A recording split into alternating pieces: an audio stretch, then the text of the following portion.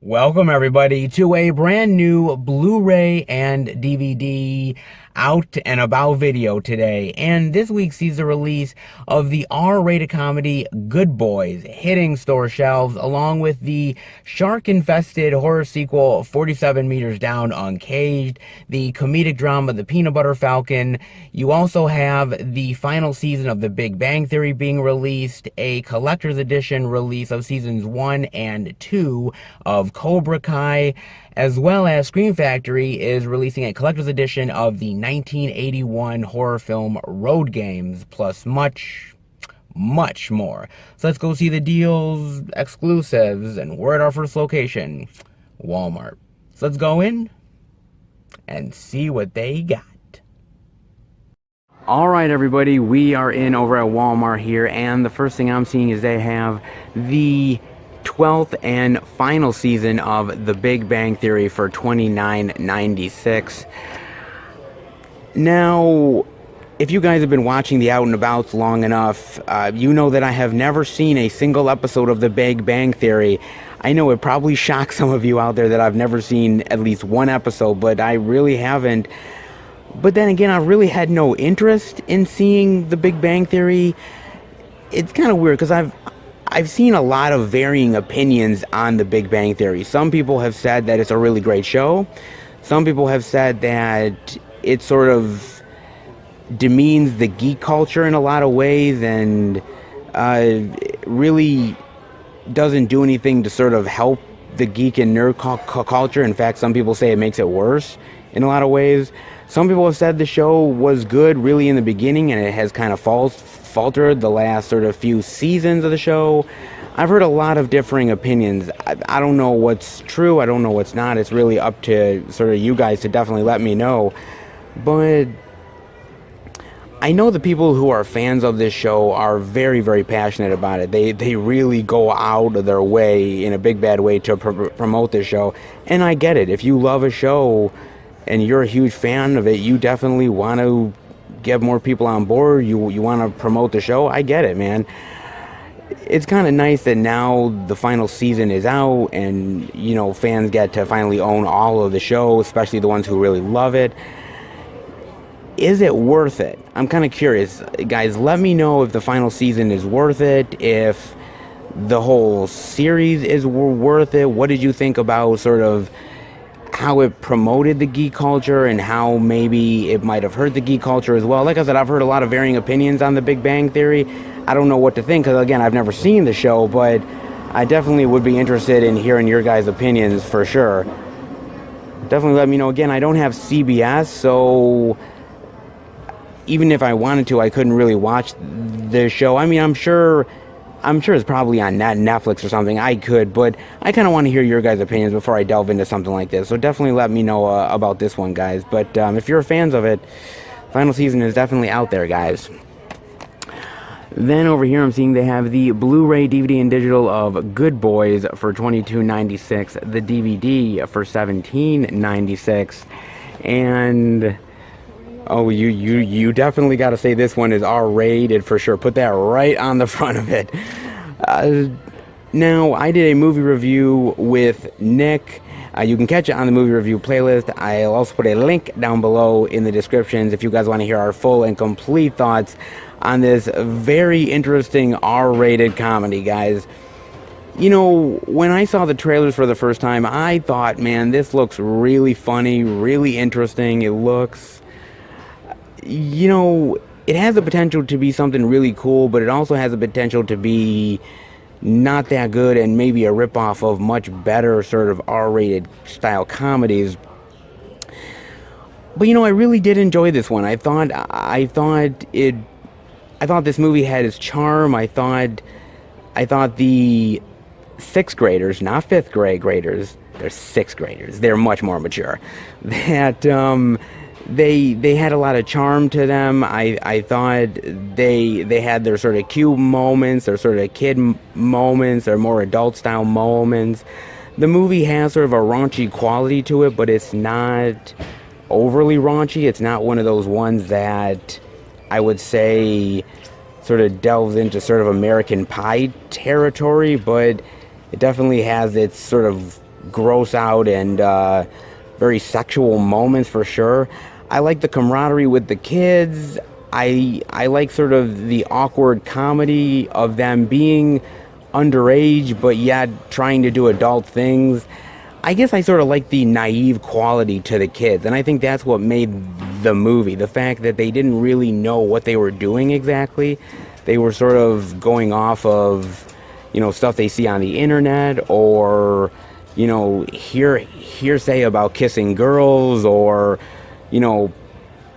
playing with sex dolls or something. I mean, it's got its moments, man. But I think the charm of this movie is definitely sort of the naiveness of the kids and how they don't quite know how the world works yet. So I thought it really worked, man. I thought it really did. It has its really great funny moments. It also has some grown-worthy moments, but I thought it was really good overall, guys. I really did enjoy this one quite a bit. But definitely go in knowing that it is not a PG-13 movie by far. It is an R-rated affair. So even though it has kids in it, it is anything but kid-friendly, put it that way, guys. But if you're a fan of these type of comedies, it's definitely well worth it, guys, for sure. Yeah, definitely give it a look, guys. Then over here I'm seeing they have, what is this? Lifetime Royals and Romance 3-film collection for $12.96. What is this? Harry and Meghan becoming royal. William and Kate. Harry and Meghan are royal. What? I mean, truth be told, guys, I know the royal family is a big thing in the UK, and I know it's a big phenomenon, and people really care about it. Is anybody really buying this, though? I mean, if you're a fan of this couple, or maybe you'll be buying it, but yeah, it's rich people falling in love. I don't know, guys. This is all right. A 3-film collection of a couple of couples that I really honestly don't care about, guys. Not gonna lie. Hard pass for me. But if you're a fan of these couples, give it a chance. Maybe. Then over here I'm seeing they have the DVD of The Farewell for $14.96. Now, I got a chance to watch this on Amazon Prime, and I was curious about it because I remember seeing the trailers and really liking this movie, or liking the trailer to it quite a bit. I thought it seems sort of lighthearted. It seems like they're taking a very serious issue and subject and trying to make something very sweet and endearing. I really like this one quite a bit, guys. Basically, it's about this younger woman, and her family tells her that her grandmother has terminal cancer and that they are going to visit her under the disguise of a family's sort of wedding, and how nobody is actually going to tell her the truth that she has terminal cancer, that they're just going to lie to her and just want to see her one last time before she goes. And it's sort of the struggle with her, the struggle that she wants to tell her grandmother, the fact that the other family really doesn't want to, and how they just want to spend time with her and just enjoy the good times and not try to have her worry about her life. And that's sort of the vibe that this movie is kind of presenting. I really liked it, man. I thought it was really good. It's very sweet. It has really great performances here. You get to feel sort of the love that this woman has for her grandmother, and sort of the grandmother has for the entire family, and sort of the family dynamics, and just really just how you want somebody to sort of be at peace with themselves, but kind of you still want to tell them the truth, but you don't want them to worry their last moments in their life. It's a very powerful movie. It's very dramatic. It has its lighthearted moments, its comedic moments, but overall I think it's a very powerful movie with a great message. I really enjoyed The Farewell quite a bit, guys. I would easily recommend The Farewell, man, easily. Then over here they have the DVD of the Peanut Butter Falcon for $12.96. The Blu-ray digital for $17.96 right here. And I got a chance to catch this on Amazon Prime. And, you know, I gotta be honest, I missed this in the theater, and I remember seeing the trailer, and I'm not gonna lie, guys, because I was a little hesitant because I'm not the biggest fan of Shia LaBeouf. I mean, he's done some good movies, but I kind of think he's a little overrated, maybe. That's kind of what I think about Shia. But I mean, there's some people on here I like. I like John Hawkes quite a bit. I think Dakota Johnson is a very underrated actress. To be honest with you, I really thought she is. I think she's better than I think a lot of people give her credit for. And I was curious about the movie still because I like the trailer quite a bit. And it's actually, honestly, a really great movie. Basically, it's about this sort of mentally handicapped sort of kid who really wants to become a wrestler, and he wants to sort of live up to his wrestling idol. And he goes on this adventure to try to find him and break out of where he is. And Shia LaBeouf is sort of an outlaw who sort of helps him along his way, along his journey. And I really enjoyed this one. I did. I mean, honestly, the movie is basically a great tale of friendship, about people having your back, about following your dreams, never letting things like a handicap stop you in life. Like, those are really great sort of themes in the movie, and I think it carries it out pretty well. I like the camaraderie between the actors here. I thought Shia LaBeouf actually did a really great job, man. You know, as I said, I'm not the hugest fan of Shia, but I thought he did a really great dramatic performance. He had a lot of really great heartwarming moments with the kid. I thought he really played it really well. I thought Dakota Johnson did a great job here. I think the mentally handicapped kid did a really wonderful job with this movie as well. And there's certain things in here that is actually true to the story of this kid. Actually, the director ended up meeting this kid at this sort of event, and this kid talked about his life and how he, you know, would love to be a movie star and some of the influences of his life. And the director decided to make a movie actually around this kid and around his personality, because he just loved talking to this kid so much.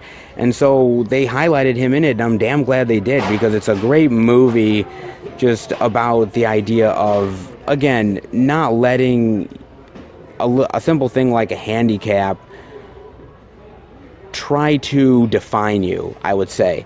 I really enjoyed this one quite a bit, guys. It was one I kind of wish I did see in theaters, but, you know, my sort of not great love for Shia kind of kept me away. But honestly, though, even if you're not a fan of Shia like I am, I think it's still worth checking out. I honestly really do, guys. It's really way better than I think anybody would have ever given it credit for. Then over here, guys, I'm seeing they have the Blu-ray, DVD, and digital of 47 Meters Down Uncaged for $19.96. The DVD for $14.96 here. And look at that fucking shark, baby. He's about to have lunch. And quite the lunch it is. Maybe a little anorexic for his liking, but he'll take it. But Nick and I did a movie review. Actually, we did a spoiler review for 47 Meters Down Uncaged. You can catch it on the movie review playlist. I'll put a link down below in the description if you guys want to hear our full and complete thoughts on 47 Meters Down. And this was kind of interesting to visit this movie because Nick and I also did a review for the first 47 Meters Down as well. So this was kind of like coming back to familiar territory, even though it was kind of weird to see a sequel to this, because this is not like a sequel in the fact of like the characters or anything. Because if you saw 47 Meters Down, you kind of know that this is definitely not going to be a sequel. In the terms of the characters, it's actually just really in name only. It's new characters, it's new situations, and that's really what it is. Now, I got to admit, man, that first 47 Meters Down, I didn't like that movie, man. I thought there was a lot of problems with it. I didn't really like a lot of the characters. I thought there was a lot of really stupid moments, character decision-wise. I didn't really think the sharks were that menacing in the movie. On top of that, I thought they had a really terrible sort of fake out ending that really turned me off in a big bad way. Thankfully, a lot of that is actually resolved in this movie. You have likable characters for the most part. I thought some of the kills were really cool. I thought the sharks were menacing as well. I thought that was really, really cool with the shark stuff. I mean, I like the setting with the cave system underwater. I thought there was a lot of stuff that was really going sort of in a good direction for this movie, but there's a lot of things that are really also going against the movie as well. It's an R-rated movie, but you really don't get much blood and gore in this film, man. I mean, for a shark movie, you had more sort of blood and gore in Jaws than you did in this, man, which is a real shame. Also, not gonna lie, there's still some really stupid moments that the characters do that really are just really boneheaded, and you just sit there rolling your eyes at it. Yeah, I mean, it's sort of have to have. It's better than 47 meters down, but it's still sort of weak as far as the sort of shark genre goes, the killer shark genre. I think it's an improvement, but is it a huge leaps and bounds improvement? That's up for you guys to decide. I still think it's worth at least checking out, especially for the sharks, and the sharks are really awesome here. But outside of that, can't say I recommend it too much, but I think it's sort of a nice little time waster of a killer shark film. That's what I would say. Don't rank it high up in the killer shark genre, but it's got some good, valuable moments, and definitely is miles better than that first film by far. They definitely took a lot of the lessons that didn't work in the first one and definitely made it a lot better in this one. So this is definitely an improvement for sure, guys. Fear runs deep. For some shark movies, not all. Then I'm also seeing over here they have the DVD of D-Day Battle of Omaha Beach for $9.96. What is this? We got Chuck Liddell, Randy Couture. Really? The Day That Changed the World. God, look at that cover, man. That cover sort of screams cheapness, man. It really does. Really cheap quality. I don't know, that's just me, dude. I'm getting a real, like, cheapness vibe off of this. Yo. Based on a true story.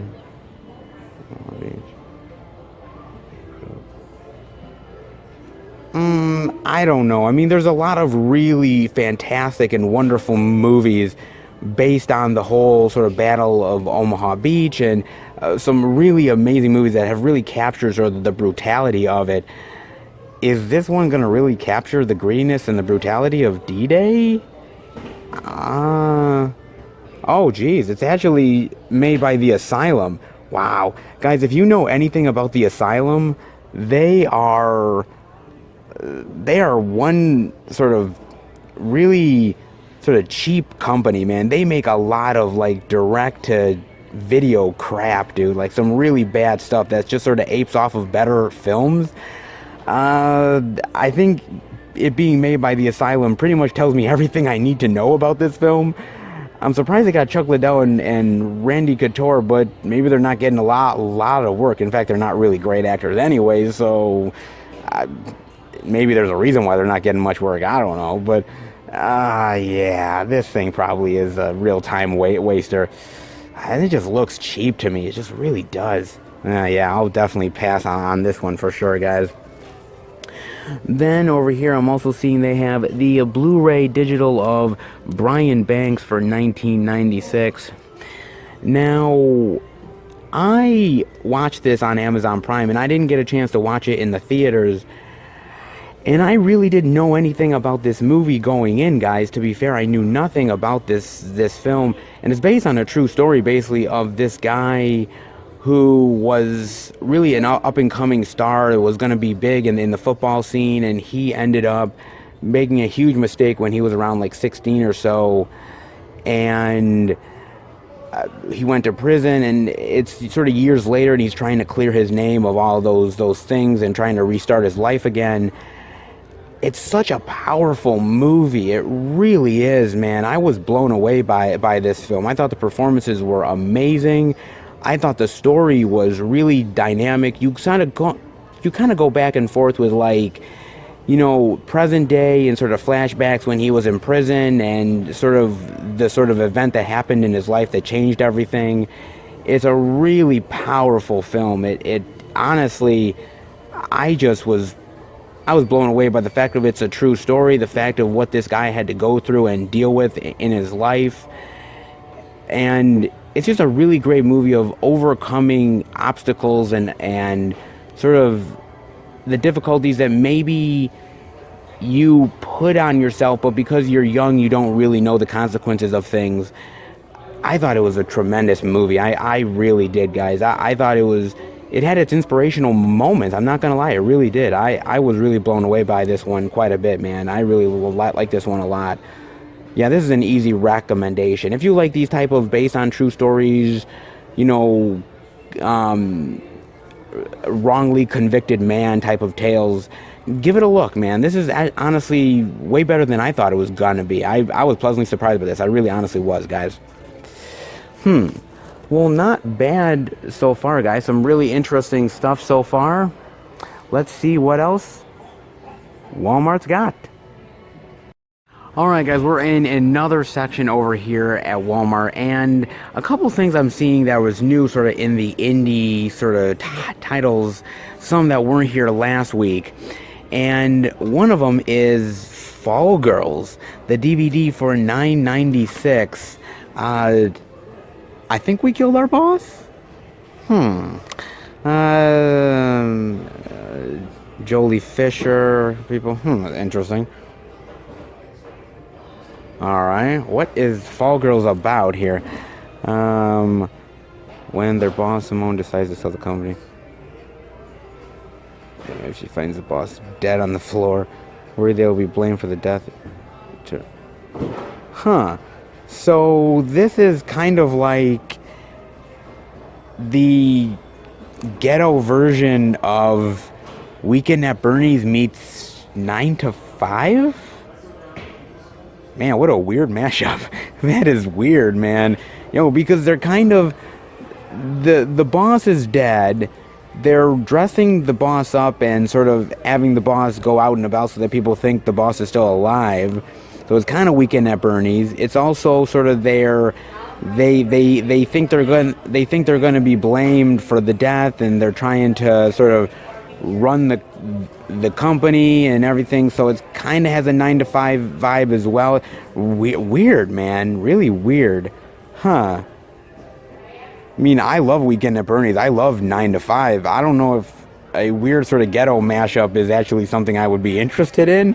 I might just watch those movies on a rainy day as a double feature. I don't think I would need to watch this. Interesting. Let me know what you guys think of Fall Girls. Is it good? Is it bad? It seems kind of like cheap because there's not really any sort of big names in it exactly. It's got an interesting sort of premise to it, but again, it's been done before, maybe in better movies. Definitely let me know what you think of Fall Girls. That's interesting. Then I'm also seeing over here they have The Black Prince for $9.96. Man, look at this cover. It's kind of... Isn't it kind of copying the Aladdin cover? A little bit? I mean, if you actually look, here's the Aladdin cover right here. And here's this. Sort of side by side here. You know what I'm saying? It looks really similar to the Aladdin cover, man. Whoa. Wow. What is this about? Becomes king of...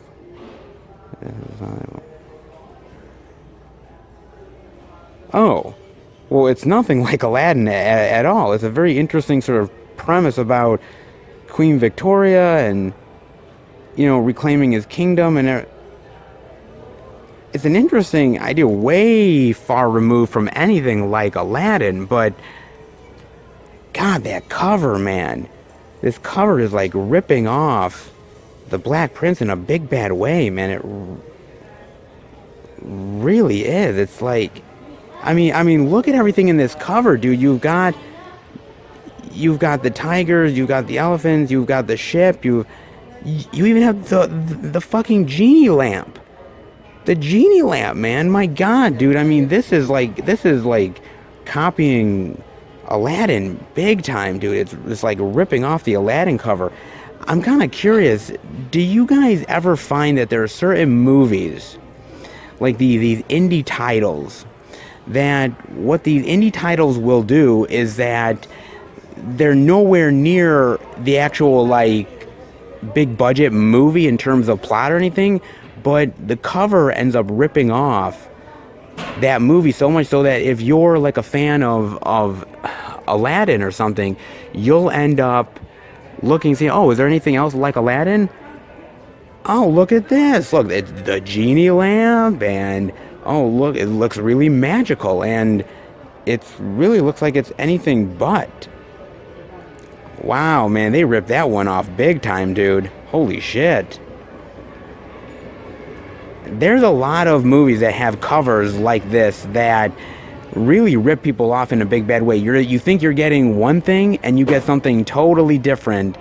I think that's the case with The Black Prince. The movie might be good, who knows, but when you're fooling people with the cover, they get home and they're not a happy camper, put it that way. I've blind bought a lot of stuff based on cover art, and sometimes I've been really pissed, guys. Yeah, so the movie might be good or bad, who knows, but the cover art, man, they really went out of their way to rip off Aladdin, man. Wow. And definitely let me know if there's any other cover art that kind of does that you've seen before. Definitely let me know, guys. Huh, really interesting. A sort of cover that rips off Aladdin and a weird ghetto mashup of 9 to 5 and Weekend at Bernie's. Very weird indie titles here, but this is what we get at Walmart, guys. Huh. Very interesting stuff. Let's see if we can find anything else. Alright, guys, we are over in this area for one last thing to show off, guys, and that is Star Trek Discovery Season 2, the Blu-ray for, well, they have no price for the Blu-ray. Kind of weird. I thought they'd have a price for it, that they don't. They have that. They have the DVD for $19.96. Interesting slipcover. If you open this up, it's got this. Not bad. It sort of opens up. I think the first season ended up having sort of that sort of cover as well. It's actually not bad. Now, I have not watched any of Star Trek Discovery, not Season 1 or Season 2. I don't have CBS All Access, and I really don't want to pick it up as far as a streaming service because there's not much on that streaming service that I would be interested in anyways. But I've heard a lot of mixed things about Star Trek Discovery. Some people really like it. Other people feel like it strays too far away from the Star Trek that they know and love. A lot of people feel like they are too heavy on the nostalgia, bringing in people like Spock to kind of make it more recognizable for people. Some people say that this show is too action heavy and has too much sort of plot holes to it. I've heard a lot of arguments for why people would love it and for why people would not like it. I've heard a lot of back and forth about this show. Honestly, I have been a Star Trek fan for quite a long time. I'm not a hardcore sort of Star Trek lover, but I love the original series. The Next Generation is awesome. I liked Deep Space Nine. I wasn't a huge fan of Voyager, but I liked Seven of Nine in that show. That other show, Enterprise with Scott Bakula, I really didn't care for. Some of the movies haven't been the biggest fan of. Star Trek is one of those properties where I feel that they're still trying to find their footing in a new world of geek culture is kind of what I'm finding. You know, Star Wars is still big, and I feel like Star Trek has sort of waned over the years. And I know things like Star Trek Discovery are sort of bringing back sort of old school fans and new school fans. So I'm kind of curious to sort of where the new school fans sort of think about this and what the old school fans do. I'm kind of actually curious about where people think about Star Trek Discovery. I mean, I've seen the trailers, and the trailers look really cool, but that doesn't mean that the show is always impressive. I mean, like I said, I guess it depends on what kind of Star Trek you love, whether or not you're going to really be into this or not. I mean, like I said, I've heard arguments back and forth, but definitely let me know what you guys think of Star Trek Discovery Season 2. Is it worth it? Is it sort of not as good as Season 1? Are both really great? Where do you sort of go on this show? Definitely let me know what you think, guys. Interesting. Other than that, that's all I'm really seeing over here at Walmart. Not really bad selection overall this week. Quite a lot to show off. Not everything that came out is here this week, but quite a bit of stuff, though, overall. All right, let's head out. They don't have everything this week, guys. There is a few releases that they are missing here at Walmart, and I'm kind of surprised. Things like Angry Birds 2, which I thought we definitely would have seen here, is not here, on top of a couple other releases and TV stuff that I was almost positive we were going to see here this week, but we didn't. I don't know whether they just didn't get any stock in, or that maybe it's in the back and it hasn't been put out yet. I mean, I thought we would have even seen a display for one of the titles this week, but we didn't even see that. There's no displays here. It feels like they're kind of changing things around a little bit, because if you can see here, they have this whole section that's going to turn into sort of, I believe, like Christmas and holiday movies and everything. So they're changing a lot of stuff around. So maybe certain things are still in the back that have to be put up. But regardless, we still did see quite a bit here, guys. There was still a lot of stuff to show off here, and a lot of really cool releases this week. This is definitely a jam-packed release week for sure, guys. There's a lot of stuff coming out. And even though we may not see it here at Walmart, we may definitely see it at some of the other stores as well. So not half bad here. Certainly no exclusives this week, but I almost think this is not the week for exclusives, I think. But overall, actually, not bad though, guys. Not bad at all. But hope you enjoyed it here at Walmart. A lot of cool stuff to check out. Let's head to our second location and see what we can find. All right, everybody. We are at our second location, Target. You know, what's really interesting about sort of this week, and really November in general, is it's just really jam-packed full of physical media. A lot of sales and a lot of variety. And that really is only a good thing when it comes to the stores, because, you know, as I've said before, certain stores lack when it comes to sort of a lot of variety in the week. And one of them really is Target. Last week was definitely a bounce back. We got a lot of variety, a lot of really great selection, and a couple of exclusives. So that was definitely a big bounce back for Target. And I think this week is going to be the exact same, because with so much physical media, there's a lot at the stores to give a chance to, and that means there's a lot more stuff that Target is going to have in stock. I'm just actually curious about the exclusives, because, you know, it's interesting this year, because with Walmart, they really haven't done as many exclusives as I thought they were going to do, guys. There's a lot of titles that I thought, oh, this is easily going to get a Walmart exclusive, and it never did.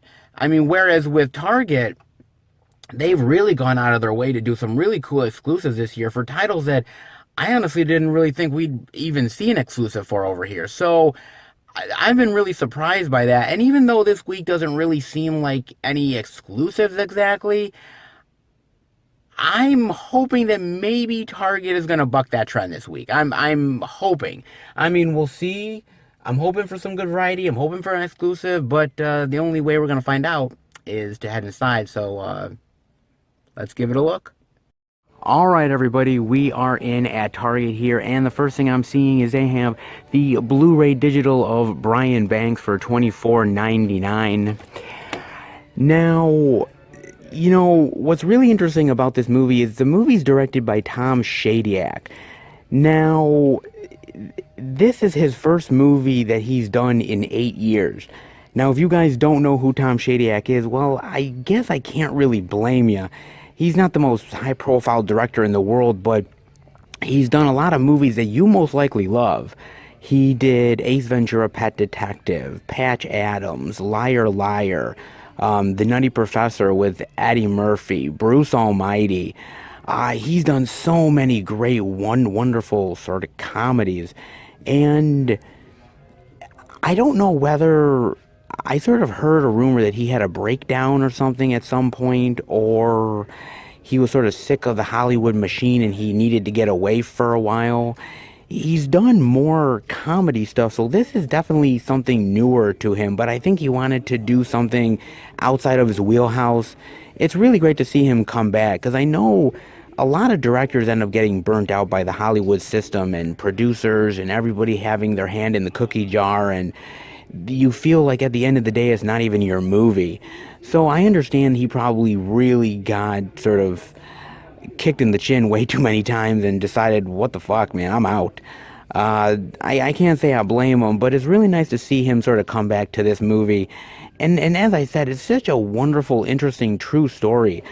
Just, it's crazy because once I found out it was a true story, I sort of looked into it more, and it's just insane, what this guy had to go through and what he did and the process of going through the criminal courts system to try to clear his name. And it's an amazing true story. Definitely look it up if you've got a chance to, and definitely look up Tom Shadyac as a director, because, I've always said that, directors sort of get defined by what they do. And if you're a comedy director, you stick with comedy, and if you're a horror director, you stick with horror. But with Tom Shadyac, he's done these really great and interesting comedies, but it was nice to see him do something a little bit different and outside his wheelhouse. And it's just nice to see a director that did a lot of wonderful films finally come back into the fold and do something again, especially something as interesting as Brian Banks. Really, really good stuff, man. Then over here I'm seeing they have the Peanut Butter Falcon, the Blu-ray digital for $17.99.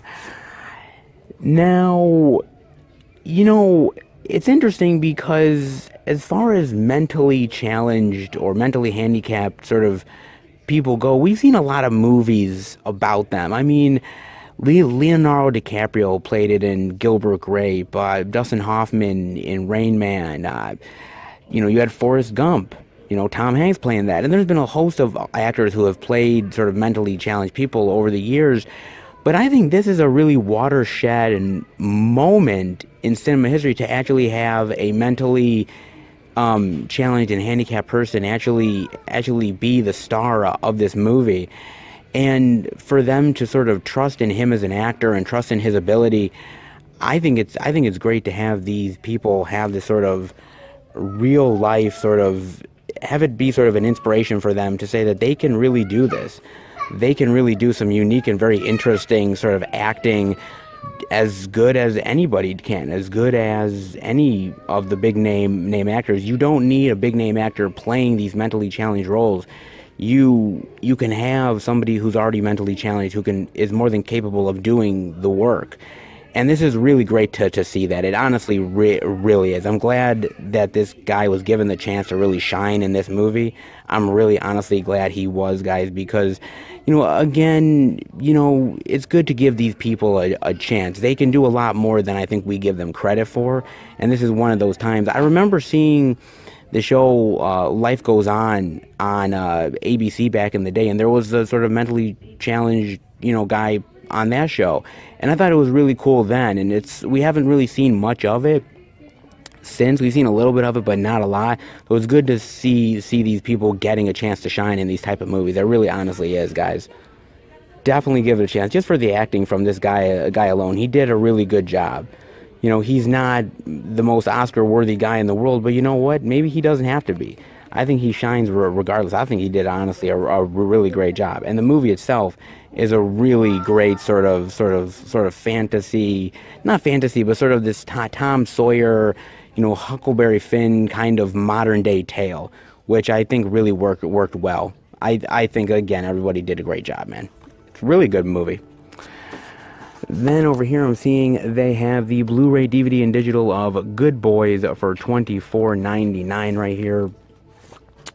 And, you know, it's interesting looking at this movie and looking at sort of movies that are similar to it. Because I was thinking of, like, movies like The Revenge of the Nerds back in the day. Or something like American Pie. But, you know, the interesting thing about things like American Pie and whatnot is that they were teenagers. They were teenagers. They were like seniors in high school. They knew right from wrong. You had things like Revenge of the Nerds. They were college guys. They knew right from wrong.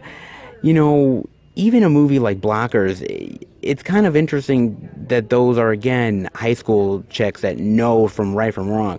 What's interesting here is that you have these little kids, these sixth graders who don't know the concept of right versus wrong. And I think that's what makes it kind of interesting and maybe kind of a little risky, because I don't think we've really seen this type of movie before, where it really takes these little kids and really puts them in this sort of R-rated sort of raunchy comedy like this. And I think there was a lot of people, I'm not saying there was a ton of backlash, but there was a certain amount of backlash, if I remember correctly, of people just not sure it was good to put these kids in these kinds of situations. I think having sixth graders here, I think you sort of tread the line between the cuteness aspect of it, the naivety, versus the true intentions of these kids and what they're really thinking. I think that's what made the movie funny. You know, you take a risk in doing this movie, but again, I think you need to up the ante. We've seen the American Pies before. We've seen sort of the Revenge of the Nerds. We've seen that stuff, so you need to sort of change it up a little bit. But I thought they actually did a really great job with it. I think they balanced it pretty well. And again, this is produced by Seth Rogen, and I mean, he knows how to make these type of movies and not make them offensive. And even if people do find it offensive, then I mean, you have to understand that they clearly label it an R rating. I mean, you know it's R. You're not buying this and like thinking to yourself, geez, I wonder if this is PG-13. No, it's R, man. I mean, the only other thing that would be close to this, I would say, is probably Superbad. But even with Superbad, those are high school kids. They know the difference between right and wrong. You know, I think there's going to be an interesting discussion about how far can you take something until it becomes inappropriate. I don't think this movie is that way, but I think people are starting to have that argument. I'm kind of curious as to what you guys think about that. Do you think this movie went too far, or do you think it treaded the line just right? Definitely let me know, guys. But it's an interesting discussion to have for sure, man. Then over here I'm seeing they have the DVD of The Farewell for $14.99. And it's interesting talking about Awkwafina, because she stars in this movie. And, you know, I've seen a few things with Awkwafina. She was in Neighbors 2, I believe. She was in Crazy Rich Asians, Ocean's 8. And she kind of plays the sort of weird, quirky, sort of funny chick, I guess. And I thought with this movie, she really stretched herself farther. I think she really went to more emotion with her acting, which is what I like. I mean, just like with something like The Kitchen, I'm always fascinated about actors getting out of their comfort zone. You know what I mean? Actors sort of doing something that they're not used to doing and stretching themselves. And with The Farewell, that's one of the things I really liked about Awkwafina, is that she went out of her way to do something that I don't think people are expecting from her. I think they're expecting, oh, she's the awkward and weird comic chick, and that's just what she's going to be. I think we need to expect more out of actors, and, you know, when you're an actor, you should have a huge range of emotion. You should do comedy, you should do drama, you should do horror, you should do all that stuff, and that's why I think something like The Kitchen is really great, because there's a really great, dramatic moments for these comedic actresses, where I think the same here as well. I think she pulled it off really well. I mean, I like her being the comedy chick, but every once in a while it's nice to see actors really get out of their comfort zone, and this is definitely one of those for sure, guys. And really good movie to boot as well, so not half bad. Then I'm also seeing over here they have the DVD of 47 Meters Down Uncaged for $14.99, the Blu-ray DVD and digital for $19.99, and there's been a lot of killer shark movies to come out in the past, dare I say, 5 to 10 years. There's been a lot of stuff. I mean, I guess I could include the Sharknado movies, but do I have to? Really? I guess. I mean, you've had movies like Shark Night, you've had The Shallows, you've had the first 47 Meters Down. You've had a lot of these interesting sort of shark movies out, and I don't think everything is created equal, to be honest with you. I mean, sharks are huge. You have Shark Week, and Shark Week is one of those sort of like events that people sort of clamor to. They really love, and so sharks are just incredibly fascinating in general. But ever since sort of Jaws sort of opened the door, I feel like not every shark movie has really reached that sort of peak level. Even the Jaws sequels really didn't get that great either. I mean, I liked The Shallows, but that CGI shark really looked very comical. Shark Night was kind of crappy. 47 Meters Down really wasn't all that great. I mean, the one I think that would be the best since Jaws would probably be Deep Blue Sea. I mean, Deep Blue Sea is probably the one that is as close to equaling it. Not as far as as a horror movie is concerned, but something that's very pulpy, still has some really great killer shark action in there. I think out of the more sort of, I don't want to say B-level shark movies, but sort of on the second tier of shark films, I think 47 Meters Down Uncaged is probably as good as you're gonna get. I think The Shallows is probably a little bit better, but for something like this, I think the sharks here definitely make the movie. They look great. I think the kills are really cool. It's kind of tough because we've seen so much stuff with sort of killer shark movies over the years that how much more is left to be done? I think this movie does some really cool stuff with sort of the zombie shark idea, which is really interesting, but outside of that, you've seen some of the same stuff before. I'm kind of curious because, we put Jaws on such a high sort of level. What are the movies that are as good underneath Jaws? Like, you have your sort of top tier ones like Jaws and you have Deep Blue Sea, but what are the sort of second or third tier shark films that you would recommend? Not ones that you think are bad, but ones that you think are sort of underappreciated. I think the 47 Meters Down is going to be one that I think is going to be one that I think people are going to find over the years. I think the problem is like that first movie really wasn't all that impressive. So I think people kind of aren't giving this one a chance because they really were kind of let down by the first one. But honestly though, this one improves a lot of things. So it's a much better film than the first one. So definitely give it a chance. But it doesn't reach Jaws level or Deep Blue Sea level. But I think for, on that second or third tier, it's not half bad, guys. Definitely give it a look. And that does it for over in this section, guys. Actually pretty good. Actually some really cool stuff so far. Let's see what else they got. Alright guys, we're over in this section of Target and we are finally seeing Angry Birds 2 movie right here. The DVD digital for $19.99. The Blu-ray DVD digital for $22.99. They also have an exclusive here, only at Target, Blu-ray DVD digital. It includes a 24-page activity book with over 30 stickers. It's kind of what it looks like on the inside there. Actually, that's really cool, man. That would be something really cool for kids, especially with the stickers and everything. That actually is not bad. I knew I knew for some reason we would get to see something exclusive from Target, man. Like I said, Target's been really good this year about like exclusives, man. Compared to some place like Walmart, they've had a lot more exclusives, man.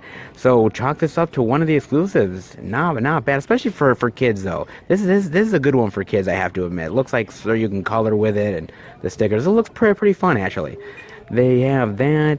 They also have a 4K Ultra HD Blu-ray and digital of the Angry Birds 2 movie for $24.99 right here.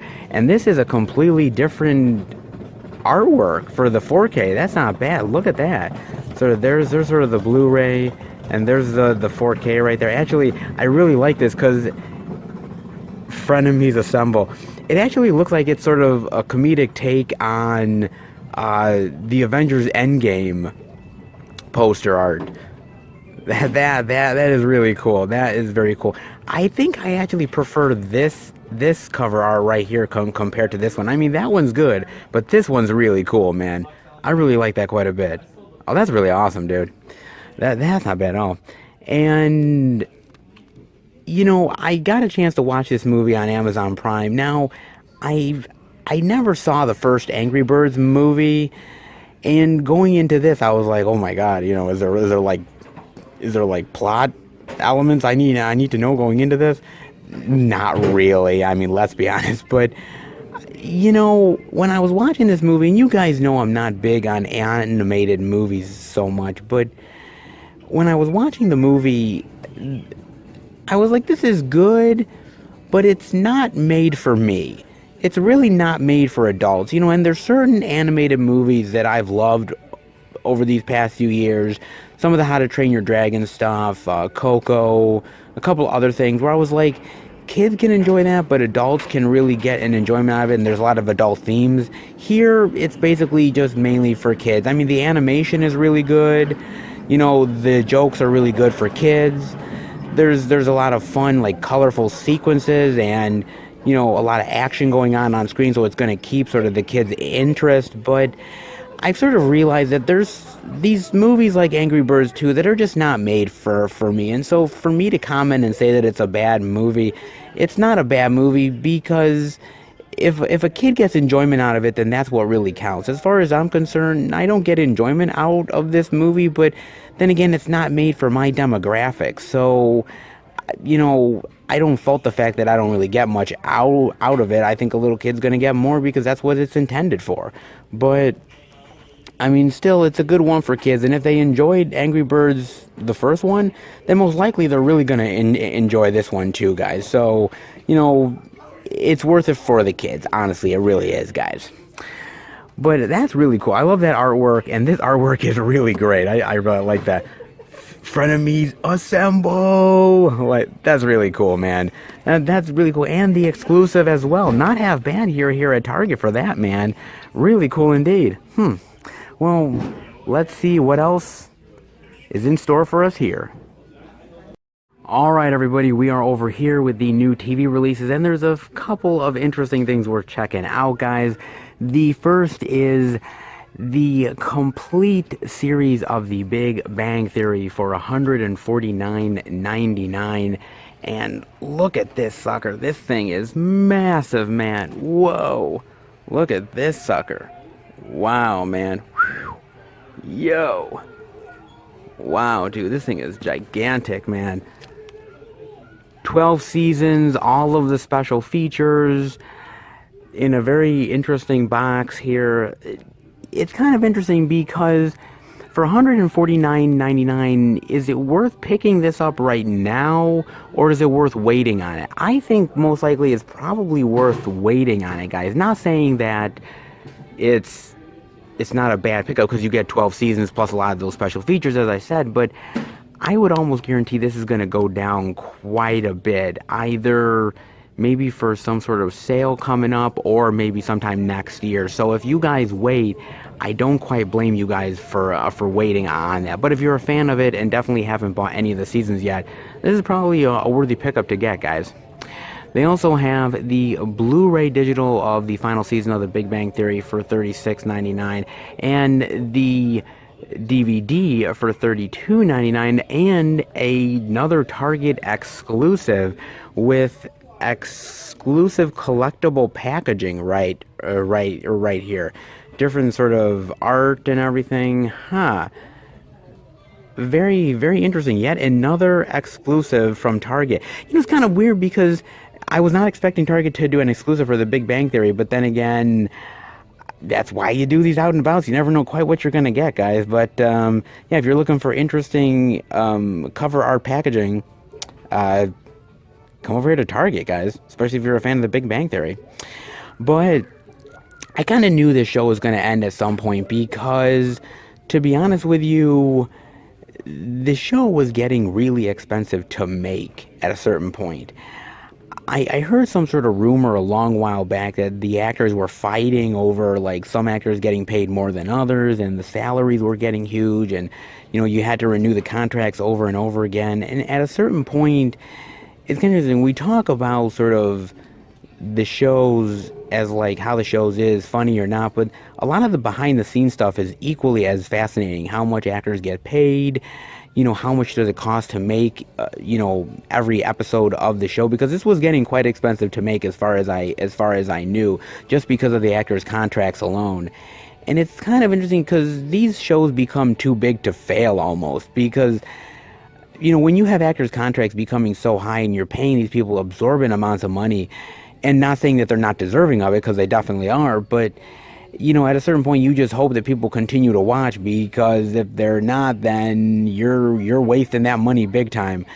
I'm always kind of curious about the behind-the-scenes stuff. And with The Big Bang Theory, it was very interesting because with sort of actors' contracts, because I know, like, Jim Parsons was getting more money than certain other people, and who exactly made the show what it is. Was it an ensemble, or were people like Jim Parsons or other people worth more money because they brought more of the crowd in? It's kind of tough to figure out. Again, I've never seen any of the show, so I don't know who made the show better versus another person, but it's kind of just interesting to look at sort of the sort of inner politics of a show, especially if you sort of look behind the scenes of The Big Bang Theory, interestingly. But was it all worth it, though? Definitely let me know what you guys think, though. Then over here, they have... Oh, I'm so excited about this, guys. They have the Collector's Edition DVD set of Seasons 1 and 2 of Cobra Kai for $19.99. Oh, man, look at this thing. Oh, this looks so awesome. Dude, I'm so glad we saw this. And it includes a two-sided headband, and see what it kind of looks like here. Oh yeah, okay, yeah, it's kind of got the headband in the back there. It's kind of interesting. So I am a big fan of the Karate Kid franchise. I think the Karate Kid franchise is really great, man. I mean, I love 1, 2, and 3 pretty much equally, minus maybe a couple of interesting sequences here and there. There was the remake, which I really didn't care for the remake, to be honest with you.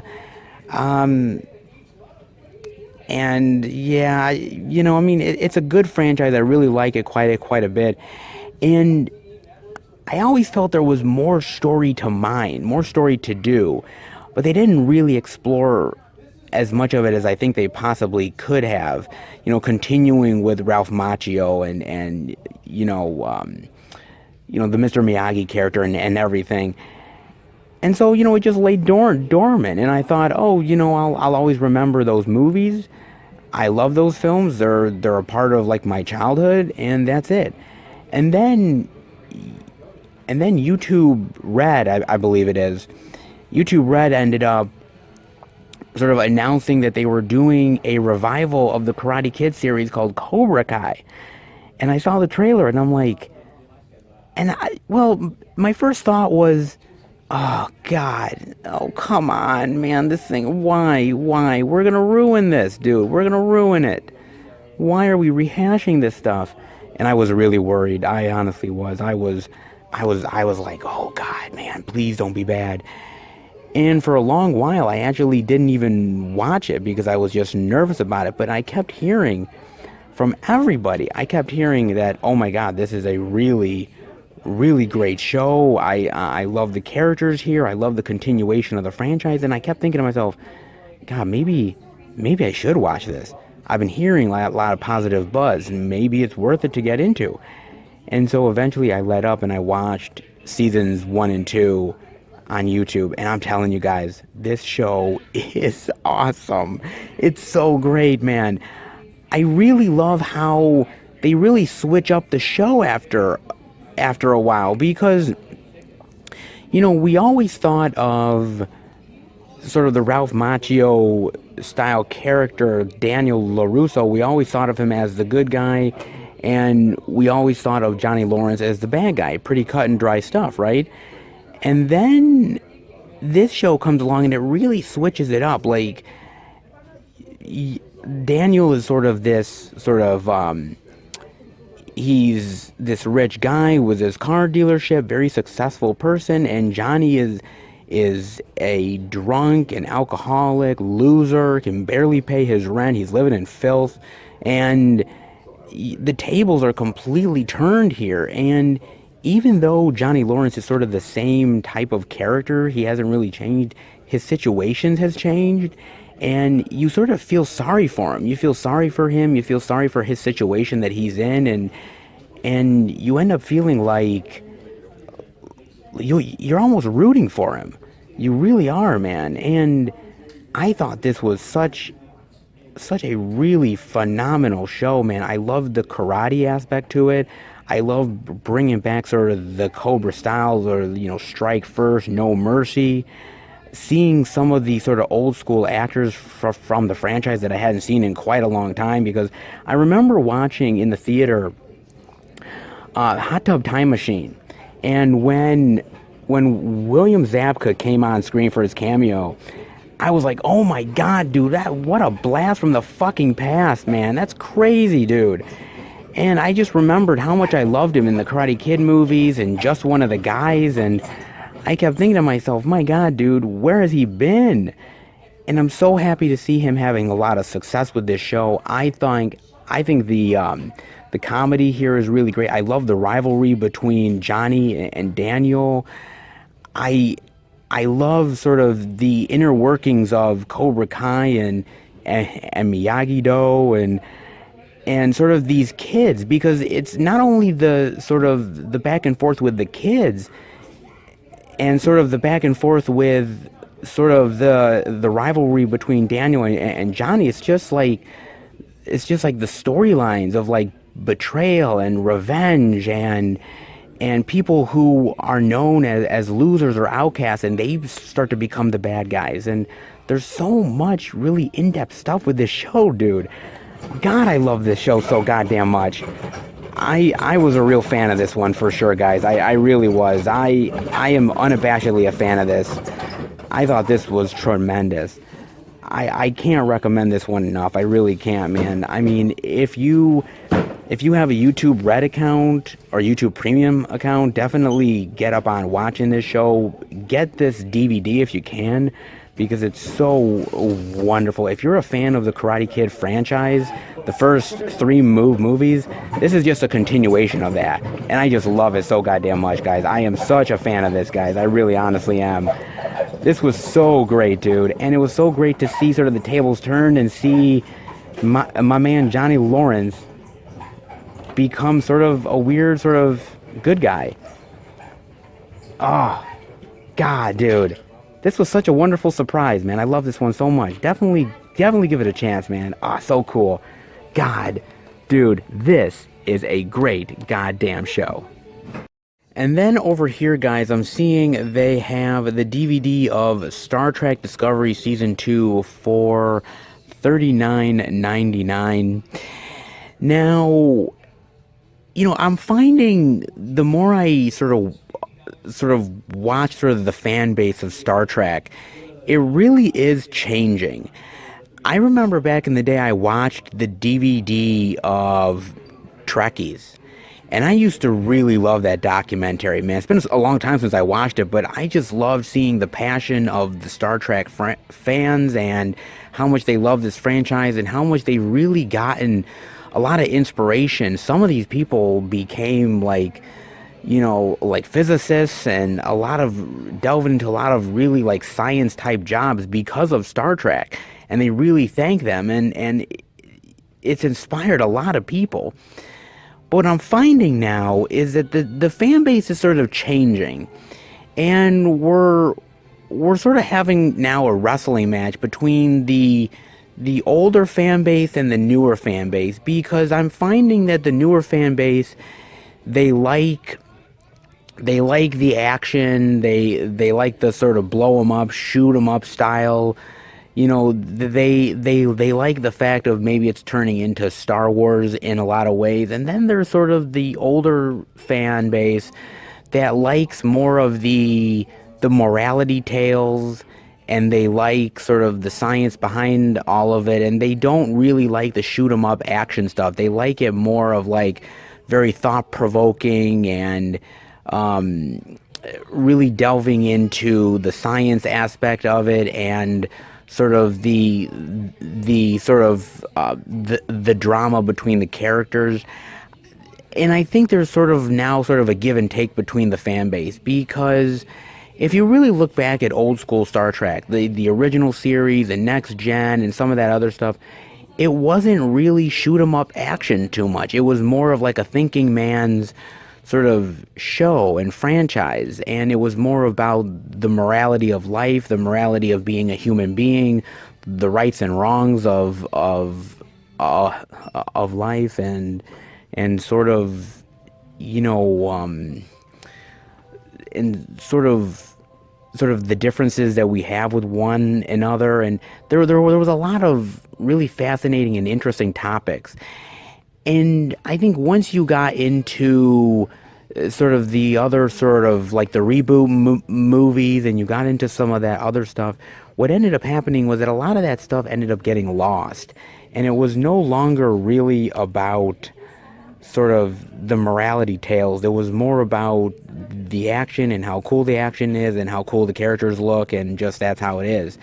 And I feel like right now there's really sort of like that struggle now going on between the fan base now that is enjoying it and the older fan base. And I've seen a lot of videos about the older generation who just really hate on things like Star Trek Discovery, of how like it's not Star Trek in their eyes, and it's very different, and it doesn't resemble the Star Trek they know and love. And then there's a lot of other people who say this is great Star Trek, and it's really great to sort of get new adventures and not have to, we have to be beholden to the past, but we also have to sort of make new efforts to try to do something new and interesting to gain more of a fan base. And if that means going more into the action territory, then why not?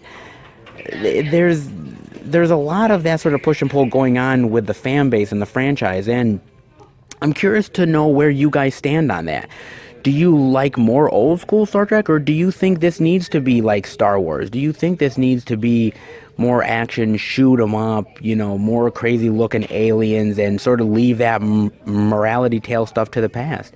I'm very interested to hear what you guys have to say about that.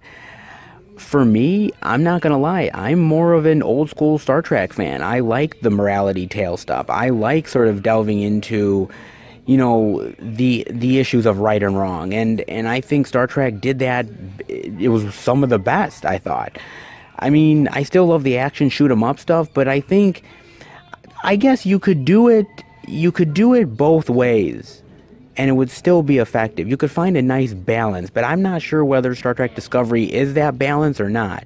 I mean, definitely let me know what you guys think. I'm very fascinated. It's a really interesting discussion. And you sort of look at that movie Trekkies, and you feel like, wow, the franchise is so far removed from where that documentary was, that it's kind of interesting to look at the fan base now versus back then. Really interesting stuff, guys. Definitely let me know what you think about that. But other than that, man, I mean, there was actually a lot of really cool stuff to check out this week. A lot of really great stuff, man. Not bad at all. All right, well, pretty cool here at Target. Exclusives and everything. Kind of enjoyed it this week. Let's head out. This was a really great surprise this week here at Target, guys. It honestly was, because, I mean, I knew we were going to get a lot of stuff this week regardless, because there was a lot of stuff coming out this week, a lot of variety, but there was more than even I was honestly expecting. I mean, we got all of the big name releases. On top of that, we saw a couple things that we didn't see over at Walmart. We got 2 exclusives that Walmart didn't carry at all. So actually, there was a lot of really great things that we saw this week here. I mean, not every week is great for Target, to be honest with you. Some weeks are frankly quite shitty, but this week for some reason, man, was really standout, dude. I mean, I kind of figured we might get exclusives, but this week I think Target overperformed more than I thought they were going to. I'm a really happy camper with them.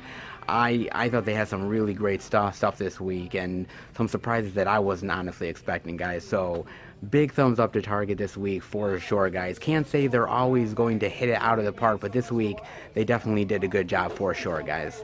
Hope you guys enjoyed it. Let's head to the third and final location and see what we can find. All right, everybody, we are at our third and final location, the Beast Best Buy. Before we go in, I want to talk about a few trailers with you guys. The first being The Invisible Man. And, I was recently at a movie theater with my friend John, and that was one of the trailers that came up. And I am very fascinated by this movie because there was supposed to be a whole reimagining of the Universal monsters that was supposed to start with Tom Cruise's The Mummy. And then that didn't happen because Tom Cruise's The Mummy really bombed, and so they just completely scrapped it. But apparently they took the idea of the Invisible Man and turned it, into more modern day, which I think is really cool. Basically, it's just this woman who's had a very abusive relationship with this guy. He ends up apparently dying, and he ends up giving her a lot of his house and his estate and money, and apparently he may not be dead after all, and he's sort of hunting her and stalking her. And I gotta tell you, man, I think it looks really cool. It kind of reminds me a lot of like Hollow Man with Kevin Bacon. It kind of really reminds me of that, where it's just sort of, this guy who has the power of invisibility at his disposal, and he's doing it to do very nefarious actions. And I thought it looked great, honestly. I really did, guys. I was really pleasantly surprised by the trailer. Elizabeth Moss stars in it, and it just looks really cool. Like they took that modern day spin of sort of a stalker movie mixed with an Invisible Man story like Universal Monsters. It looks really cool, man. I'm definitely down for that one. Definitely let me know what you think of that one.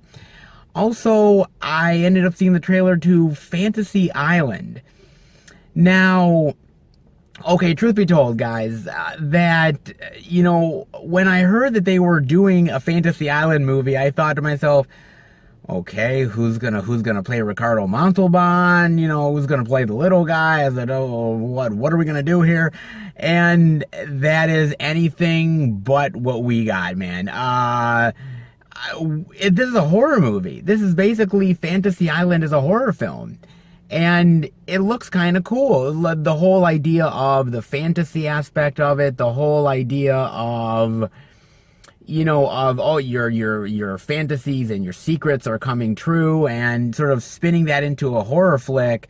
It looks fun, actually. It looks really enjoyable. I like a lot of Blumhouse stuff. I think Blumhouse does a lot of very interesting and unique sort of movies. They sort of spin these sort of rather simple sort of plots into a rather, dark tale. And Fantasy Island looks that way, man. It kind of reminds me of a more serious version of Club Dread. Really, it kind of does. So, and I love Club Dread, so I'm kind of looking forward to that one. It looks kind of, if they take the Fantasy Island vibe from the TV series and mix it with this sort of gruesome horror thing, I think it could work. I think it'd be really cool. But that's just my opinion. Definitely let me know about that one, guys. And I also saw the trailer for Sonic the Hedgehog coming next year. Now, this is actually the updated trailer with the updated effects to Sonic, because if you remember, there was a huge backlash against the design of Sonic, man. They literally backlashed this thing like a motherfucker, man. And the director said, okay, we heard you, we're going to redo the design of Sonic, we're not going to do the design that you saw in the trailer. And so they redesigned Sonic, and honestly, I think the redesign looks really great, guys. I honestly do. I think it looks really cool. It looks very like a genuine Sonic. It doesn't look like this weird, I don't know, like gremlin looking motherfucker. It looks very genuine to the character of Sonic. You know, the trailer is good. It looks like it's sort of kid, goofy, sort of fun. If you like the video games, it's got the rings, it's got all that cool stuff. It could be really cool, guys, to be honest with you. I'm looking forward to it because I used to play the Sonic video games all those many years back when I was a kid. You know, I'm just kind of worried it's going to be too goofy for its own good, and maybe it's going to go for the cheap jokes and everything. I like the redesign, and I think they did a good job sort of doing that for the fan base, because the fan base definitely wanted it. But does that make the movie itself any better? I mean, we'll definitely see, guys, but in the meantime, the trailer wasn't bad. Definitely an improved upon effects for Sonic alone is definitely well worth at least checking out the trailer, guys. But, yeah, not too bad trailers to talk about. Let me know what you think of those ones. And in the meantime, let's head into the Beast, see what it has for us this week. Alright everybody, we are in at Best Buy here, and the first thing I'm seeing is they have the Blu-ray, DVD, and digital of 47 Meters Down Uncaged for $19.99. And, you know, I think the one thing I can say which is really unique and interesting about the movie is the sharks themselves. And I kind of said that there's zombie sharks, and they really are, and they kind of actually remind me of the creatures from The Descent. In fact, this movie reminds me sort of the underwater version of The Descent a lot of ways, because the sharks are kind of similar to those creatures in The Descent where they've been trapped underground in this sort of cave system for so long that they've sort of adapted to their surroundings. They can no longer see, and they just hunt mainly by sound. It's a cool idea and it's a cool premise, and I think that's where the movie sort of has its uniqueness. But, you know, did we really need a sequel to 47 Meters Down, though? I mean, that's the thing about it. I mean, I saw 47 Meters Down. I liked it okay. It wasn't the greatest thing, but I just never thought that we would really ever need a sequel in this case. And do you think we're actually going to get another sequel, or like a third in the 47 Meters Down franchise?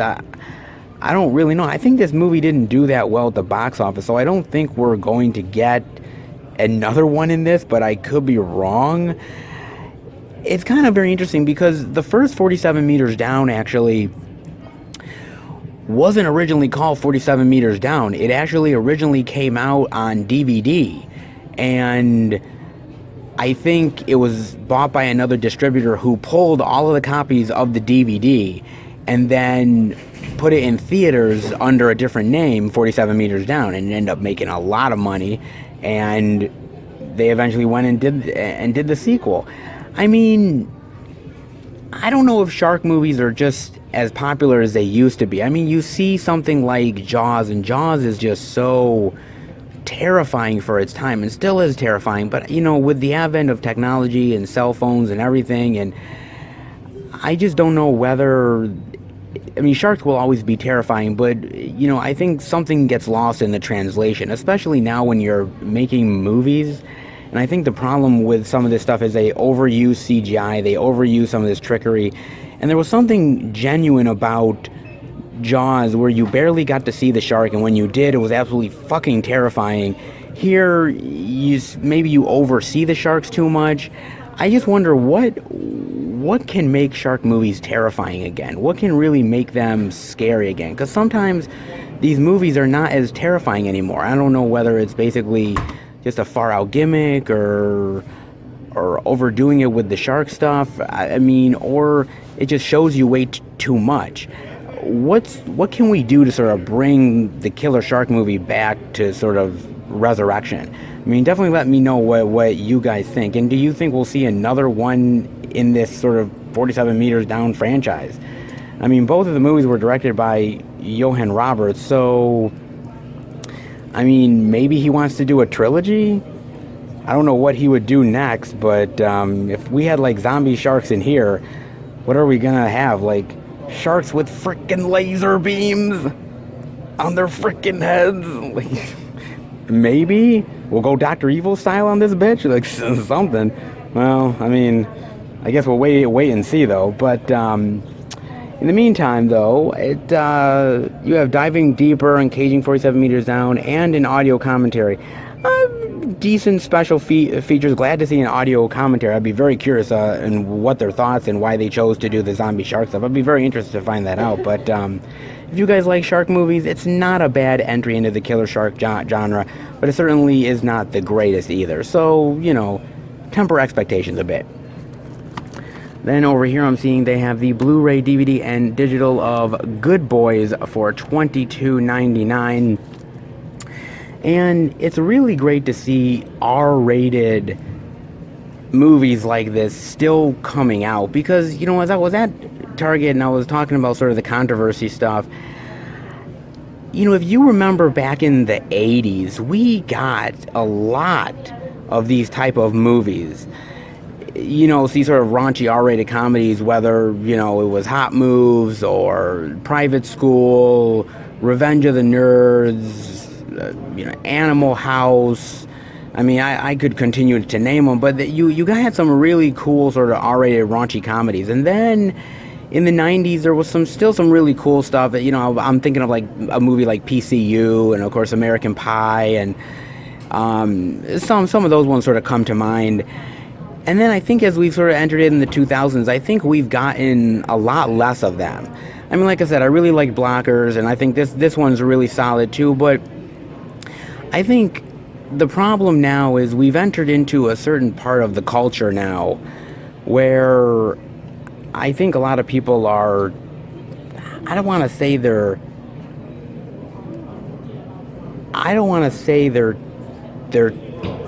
too sensitive, but my thing about it is like, I really don't want to say like people are overly sensitive, but I think in a lot of my experience, I feel like people get easily offended nowadays. I really honestly do. I think people get very easily offended, and I think now a lot of things that flew in the 80s or the 90s just can't fly now. So I'm surprised a movie like Good Boys even got made nowadays, because, you know, we're in a culture now where people get easily offended at the slightest thing. So it's good to see movies like this still getting made and still being out there.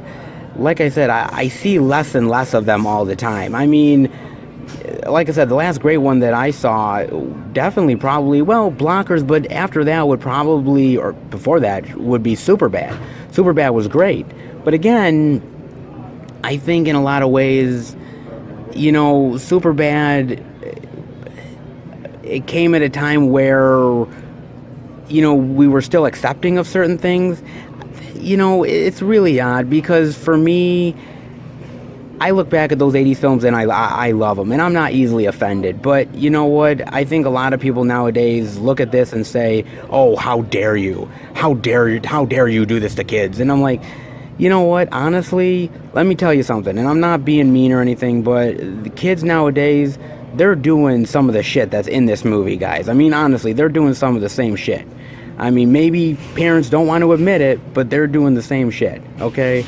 So, you know, to try to deny it or think that this is sacrilege doing it, that's a bunch of baloney, guys. I mean, but this is what we're getting now. I think years from now, we may see even less and less of these type of movies coming out. But in the meantime, it's worth it to definitely support movies like Good Boys, because we may see more like this in the future. And I want more R-rated raunchy comedies because I'm sick of some of this watered down culture, man. We got to stop it, dude. And things like Good Boys really remind us that there can be some really cool stories that you can tell in this R-rated raunchy realm.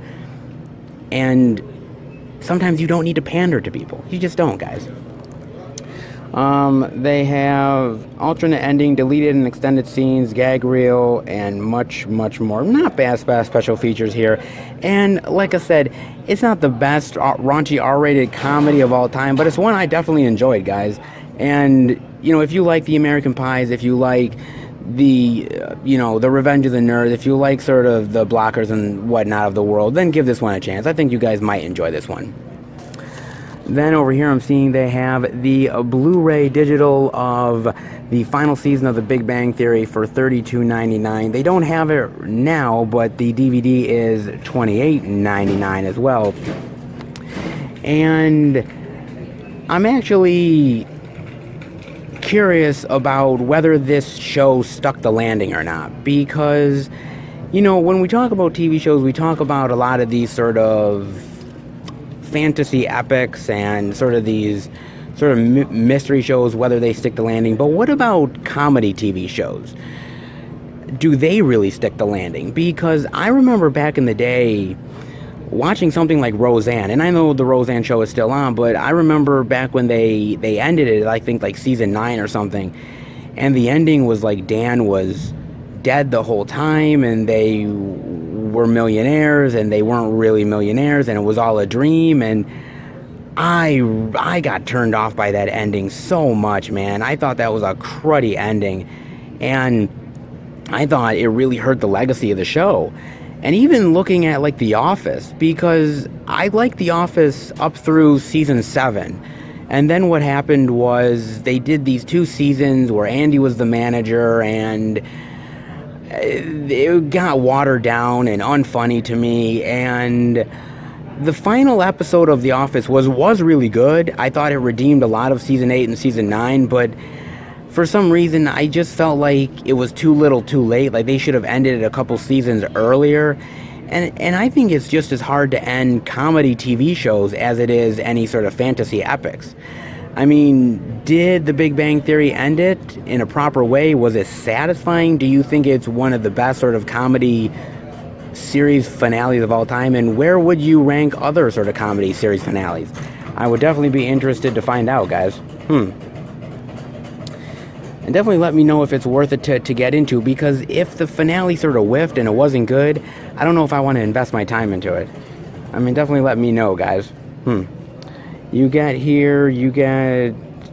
all new featurettes, The Big Bang Theory's Impact, The Big Bang Theory cast visits Ellen, the Comic-Con 2018 panel, Last Days of The Big Bang Theory, Unraveling the Mystery, gag reel. Actually, not bad special features, honestly. Actually, pretty good. Not bad at all. And like I said, not every comedy is created equal. Some are better than others. But really, did it pull off the finale? And if it did, does it rank high up there with the best comedies of all time? Definitely let me know, guys. Then I'm also seeing over here they have the Blu-ray of Star Trek Discovery for $39.99. But this is actually only at Best Buy Steelbook packaging. Exclusive here. Actually not bad. That's actually really cool. I like that packaging. That's nice. Very cool. Not bad. I think they did have a steelbook last time for season 1, so it's nice that they're doing another one for season 2. Not bad. Where does the Star Trek franchise go from here? I mean, where? Because they were supposed to do that 4th Star Trek movie with Chris Pine, and supposedly Chris Hemsworth was going to be in it, but I think there was money issues and they couldn't come up with a creative story or something like that, and it ended up sort of all falling apart. And I know they're doing that Picard TV show on CBS All Access, and I got to admit, I watched the trailer to that, and that looks great. Like, I'm a fan of Next Generation, and seeing Picard back and seeing Data and even Seven of Nine, I thought, oh, dude, that's awesome, man. I like the story. That reminds me of old school Star Trek to me. You know, I've seen the trailers for Star Trek Discovery. It doesn't look bad, but it feels sort of new school action for action's sake, where I think the Picard show has the potential to be really thought-provoking, and it has the potential to say something about age and still being a part of society, even though society disregards you. I think there's some really cool stuff in there, and also I have to admit that seeing the Borg back kind of gets me a little bit, because I love the Borg, and so I'm kind of like, okay, if the Borg is back, I would be very interested to check it out. So that sort of reels me in, but I just wonder where Star Trek goes from here. I mean, do we see more TV shows? Are they going to do a Star Trek reboot movie again? Are they gonna, you know, just do more maybe like cartoon stuff? I mean, what are they gonna do to continue to revive this franchise? Because, you know, Star Wars is still extremely popular, but that, I never thought that Star Trek's crowd was the same as Star Wars crowd. I could be wrong, but I never thought that, guys. I always thought it was very interesting, but I always thought it was more thought-provoking, but I don't know where they're going to lean, but I'm very interested to find out from you guys what you guys think about all that. You have behind-the-scenes featurettes, years, gag reel, scenes. Not bad stuff here, guys. Not bad at all, actually. Really, really cool, actually. Very interesting. Huh. And you know what? Again, wherever Star Trek goes, I'm going to try to follow it, because I am really a big Star Trek fan, and I try to support it regardless. I may not have seen this show, but I still love Star Trek, and I'm a huge hardcore fan. Not bad releases here so far. Some really cool new stuff, guys. All right, let's see what else Best Buy's got. Alright guys, we're on the other side of the new release wall here, and the first thing I'm seeing is they have the Blu-ray, DVD, and digital of the Angry Birds 2 movie for $19.99. They have the 4K Ultra HD Blu-ray and digital for $24.99 with that great spoof cover of Avengers Endgame, it seems like. And I still love that cover, man. That's a really cool cover. I'm not gonna lie, man. And, you know, the Angry Birds franchise is really, I mean, there's books, there's toys, there's I think there's even video games as well, if I'm not mistaken. This thing is a whole like Titanic's worth of like franchise all its own, man. And you know, my thing about it is like, you know, these franchises are sort of too big to fail in a lot of ways. I mean, they really are. I mean, the same thing with Disney, man. Really, the same thing with that stuff is like, if you just put enough of it out there, you know, kids are gonna consume it, and you know, you're just gonna continue to turn over a profit. Is it really about the creativity anymore, or is it just about getting product out there? It's like, hey, you know, we have to put out an Angry Birds movie because, hey, we got to keep the franchise alive, so why the hell not? Let's just put this out there for the kids, and that'll sell more toys, and in turn, that'll sell more video games, and, you know, the kids will tell their parents to buy the books and whatnot. I mean, it's a whole big conglomerate stuff, and, I mean, I understand it. When I was a kid, I mean, I was into certain things like, you know, Ninja Turtles and He-Man and all of this stuff that, you know, like the Flintstones or the Jetsons. And it's like, you know, it's just product to be put out there for people. And that's what it is. It's just product for product's sake. And, I mean, is that good? Is that bad? I mean, kids, I don't think really care at the end of the day. I don't think the kids really care if, you know, oh my God, I'm being screwed over by a conglomerate. I don't really think they care, but I think it's interesting how we consume media. when we're younger versus when we're older, because I think we consume a lot of the similar and same stuff and the popular stuff, and I think as we get older, I think we tend to branch out a little bit more, and I think we tend to find stuff that's less mainstream. So I'm always kind of curious, because I look at the Angry Birds sort of franchise and their whole sort of thing, and I sort of see it as that it's never going to go away, because there's always new kids in the world, and there's always kids that are going to consume this product, but at a certain point, when is enough enough? I'm actually kind of curious.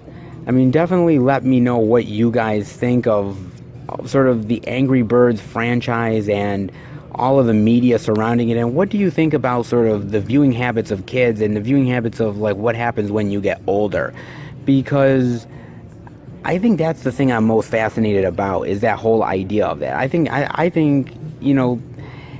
like I said, this movie is not made for me, to be honest with you. It's made for little kids.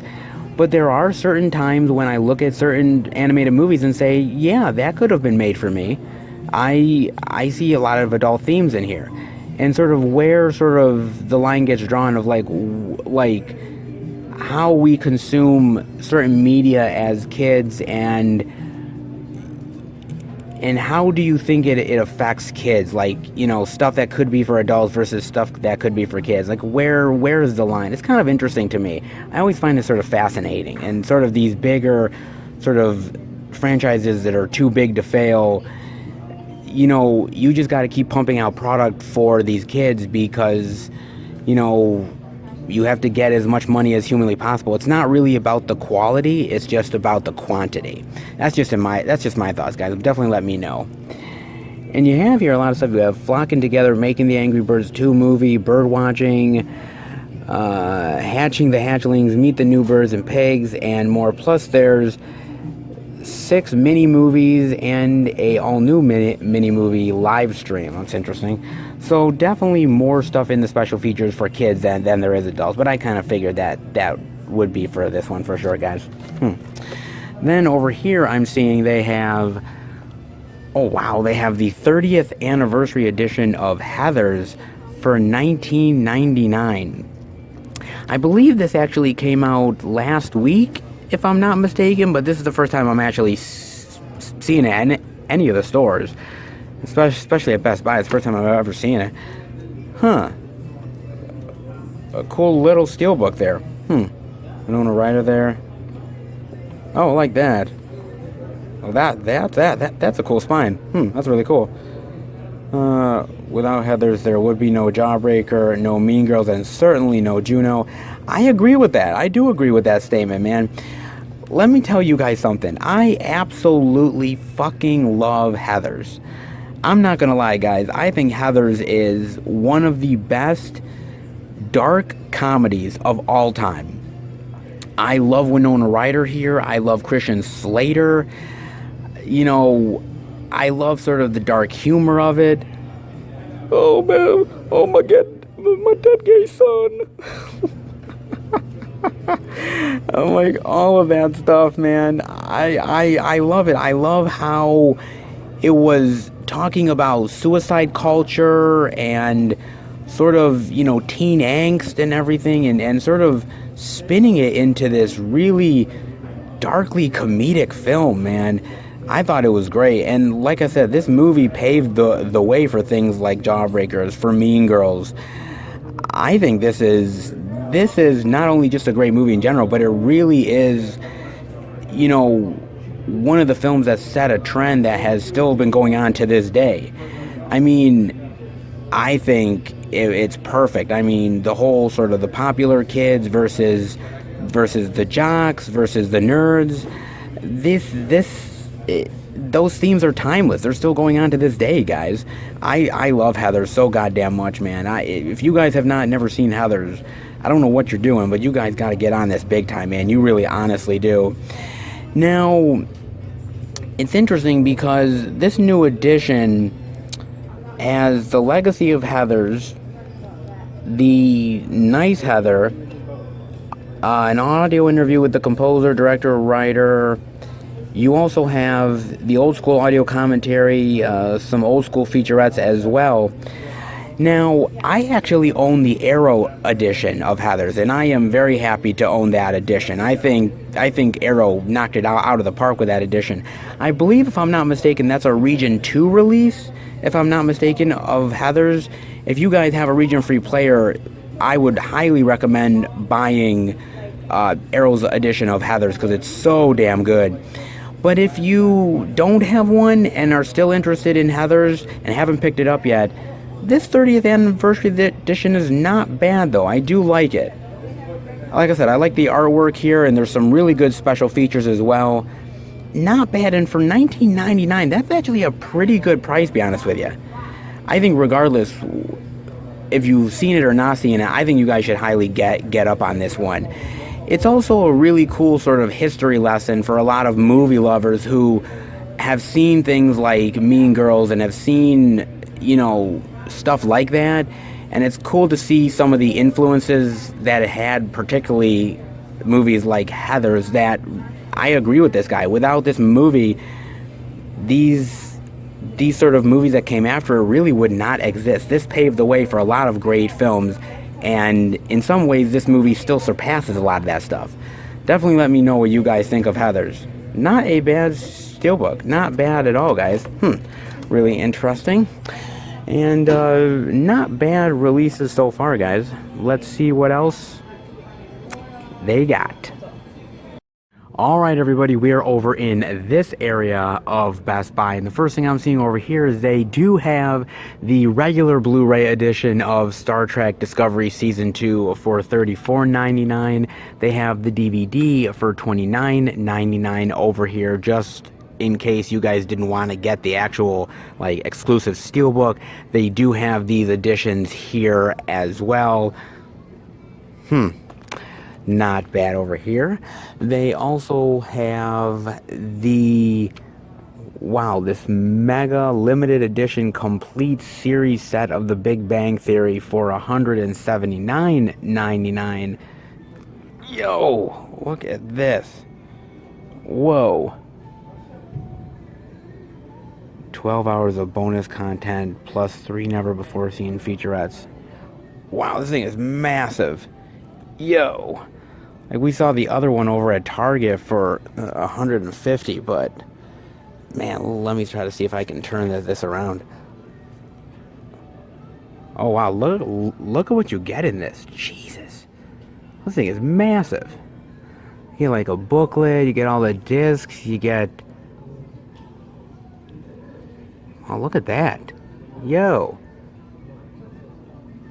32-page episode guide with a lay-flat book featuring cast pop-up art, digital code for every episode. Wow, man, this thing is huge. Holy cow, this is like the ultimate fan set for people who love The Big Bang Theory. My God, man. Wow, dude. For $179, honestly, I said the one for $150 might be a little much, but for $179, look how much you get, man. You get a lot of stuff here. That's really impressive.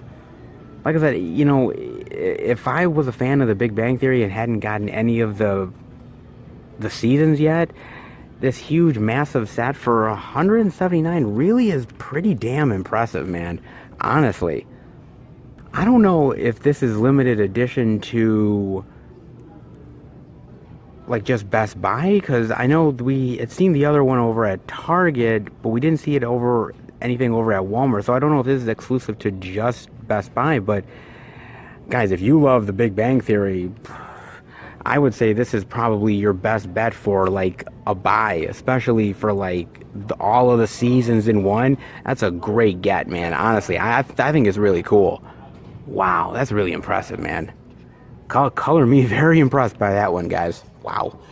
They also have here, they have a Blu-ray DVD combo pack of Sailor Moon, Sailor Stars for $49.99. Another one of those anime things that, again, I'm not a fan of, but I do show it off for you guys because I know that you guys love that type of stuff. Cast interviews, art galleries, trailers. Opening and ending songs. I know Sailor Moon is incredibly popular. People cosplay Sailor Moon like crazy, man. I've never seen a single episode of Sailor Moon. I don't know whether that's a good or bad thing, but well,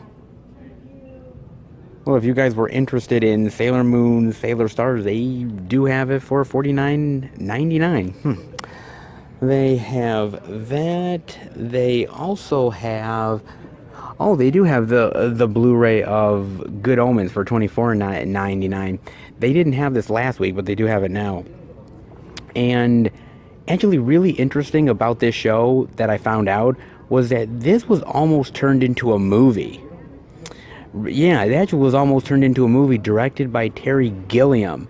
I think it was around 2002, he had got some of the financing. He had gotten about $50 million from donors and everything like that who were interested in the project, and it was going to star Johnny Depp and Robin Williams, which actually probably would have been really cool. And this was pre-Pirates of the Caribbean, and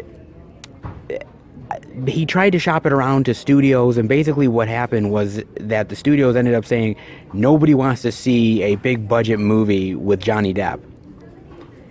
Yeah, that's what the studio said. And then Pirates of the Caribbean came out, and that all got washed away pretty damn quickly, guys. But yeah, it's kind of weird that this was almost made into a movie by Terry Gilliam. As much as I love Terry Gilliam, and as much as he's sort of a gonzo filmmaker in a lot of ways, and just would love to have seen Robin Williams and Johnny Depp sort of team up together, I'm sort of glad that this is a TV show, because it's ending up taking its time, telling a proper story. You have sort of 6 hours to tell the story instead of maybe 2. I think it's better told. I'm not saying the movie couldn't have worked, but I think you would have left a lot of things, off the table with this. I felt like it felt very more complete. So it's kind of interesting of what almost was for this one, guys. But honestly, though, it's a really, really great show on Amazon Prime, and honestly, it's definitely worth checking out. I think it's really, really friggin' awesome. I honestly do.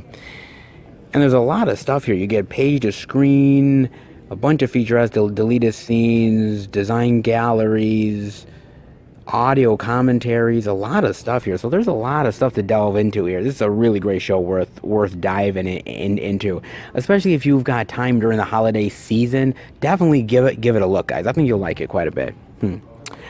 Then over here, I'm also seeing they have the Blu-ray digital of The Farewell for $17.99, and there really isn't much more to say about this movie, but what I really want to say is how much I think the story really resonated with me.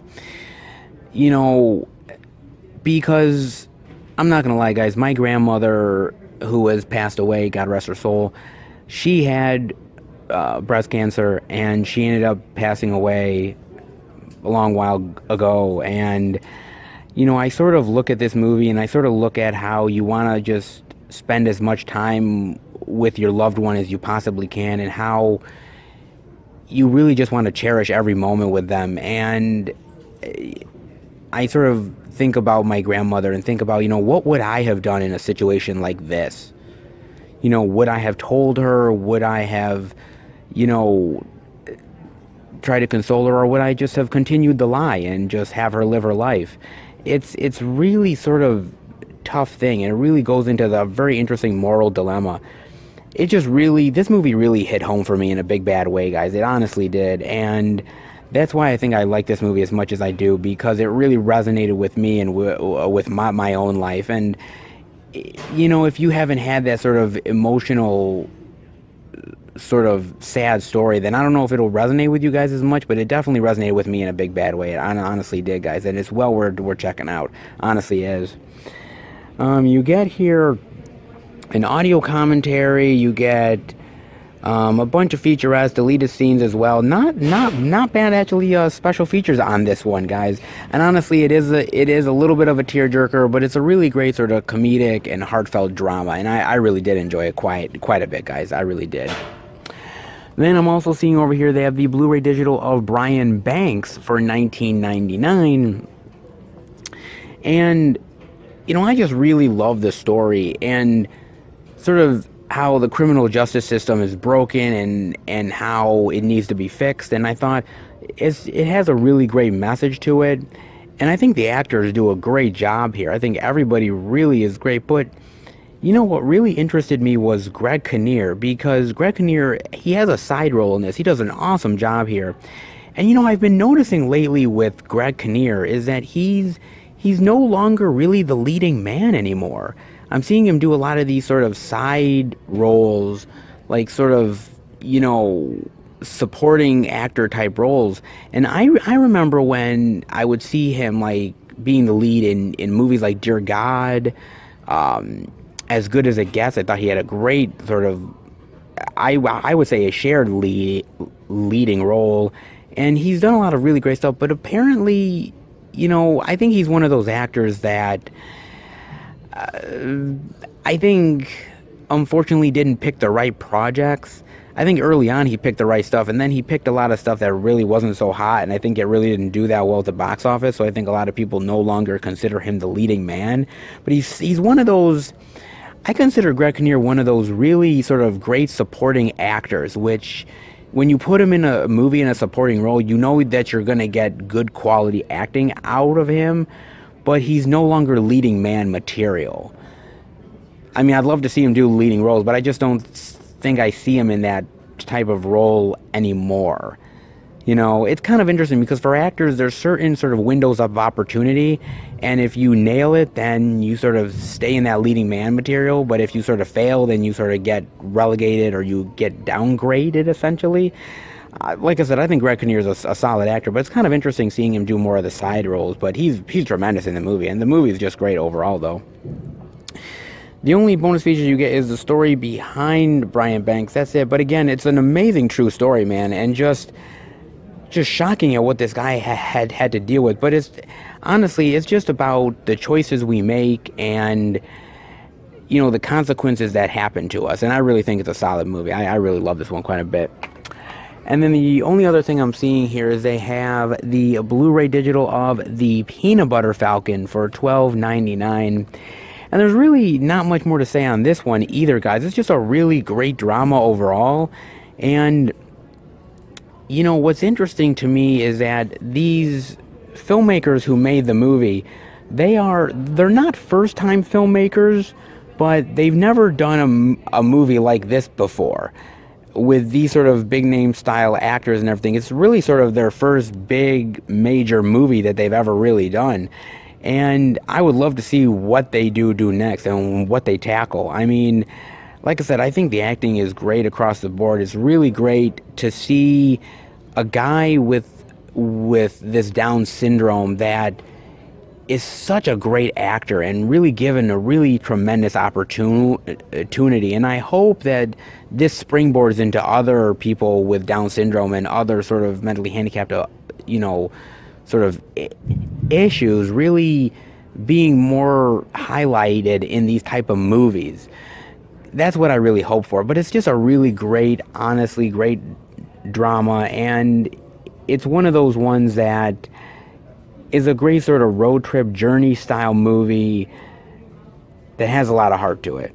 I really honestly do. We always go for these sort of more big budget style movies, but I think movies like Peanut Butter Falcon or Brian Banks or even The Farewell, those are movies that don't always get a lot of love because they're not the big bombastic movies. They don't make a crap load of money. They're not the sort of like summer blockbuster style stuff. But honestly though, it is really well worth it, man. Honestly, it really is. These movies are ones that definitely need to be highlighted a hell of a lot more than they honestly are, guys. That's just my opinion.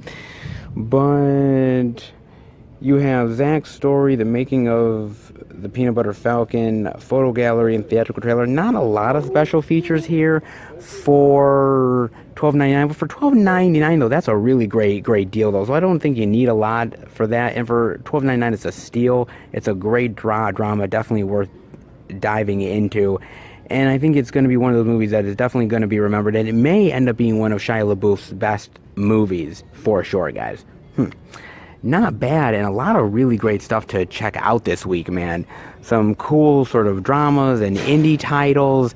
Huge, massive, friggin' The Big Bang Theory set. Holy fucking moly, look at that thing. Massive. Wow, dude. Some really impressive stuff here by far. Alright, guys, well, that does it. Let's head out. Great variety, interesting exclusives, and some surprises that I was not expecting here at Best Buy, guys. You know, usually the Beast is really solid every single week, and this week is definitely no exception, guys. There was a lot of great stuff to check out this week, and actually, there was a lot of really great stuff throughout all of the stores this week. I mean, we saw some unique and interesting titles at every place that we didn't see at the other stores. So there was a lot of really cool stuff to check out this week on top of all of the new releases and some really cool exclusives at some of the stores. I mean, to be honest with you, November is just a really great month for physical media. We're seeing a lot of huge titles that are just getting out there into the stores before the big Black Friday event. So there's a lot of media to consume right now, guys. So it's definitely a really great time to be a physical media lover for sure. There's a lot of really great stuff to check out, and the train just keeps on rolling, guys. I'm always a happy man when it comes to physical media. You guys know that for sure. Alright, pretty damn good for the week, guys, dare I say. Alright, well, let's head home and finish the video. Alright, everybody, that'll do it for the Blu-ray and DVD out and about video this week. And, you know, this is a really great time to be a physical media lover. I mean, it really is. If you were to take a step back for a second and really look at it, I mean, we're seeing a lot more releases in these stores than I thought we would see at this point.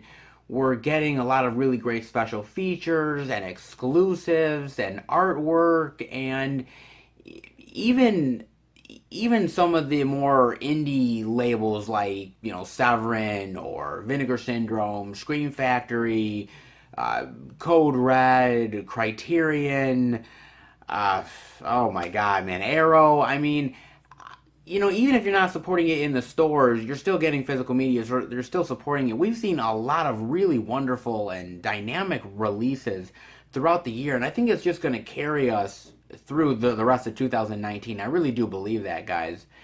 And, you know, honestly, it's kind of interesting because I still see articles coming out about the decline of physical media and the issues that are going on, and it's part of an interesting sort of dilemma, because we see a lot of really great physical media that's out there right now on top of what's really going on with some of these labels. Like, there's an article going around about Twilight Time and how Twilight Time is struggling as a company because of the Fox Disney deal. They're losing a lot of titles that they would have normally been able to keep, but now they won't be able to do that anymore.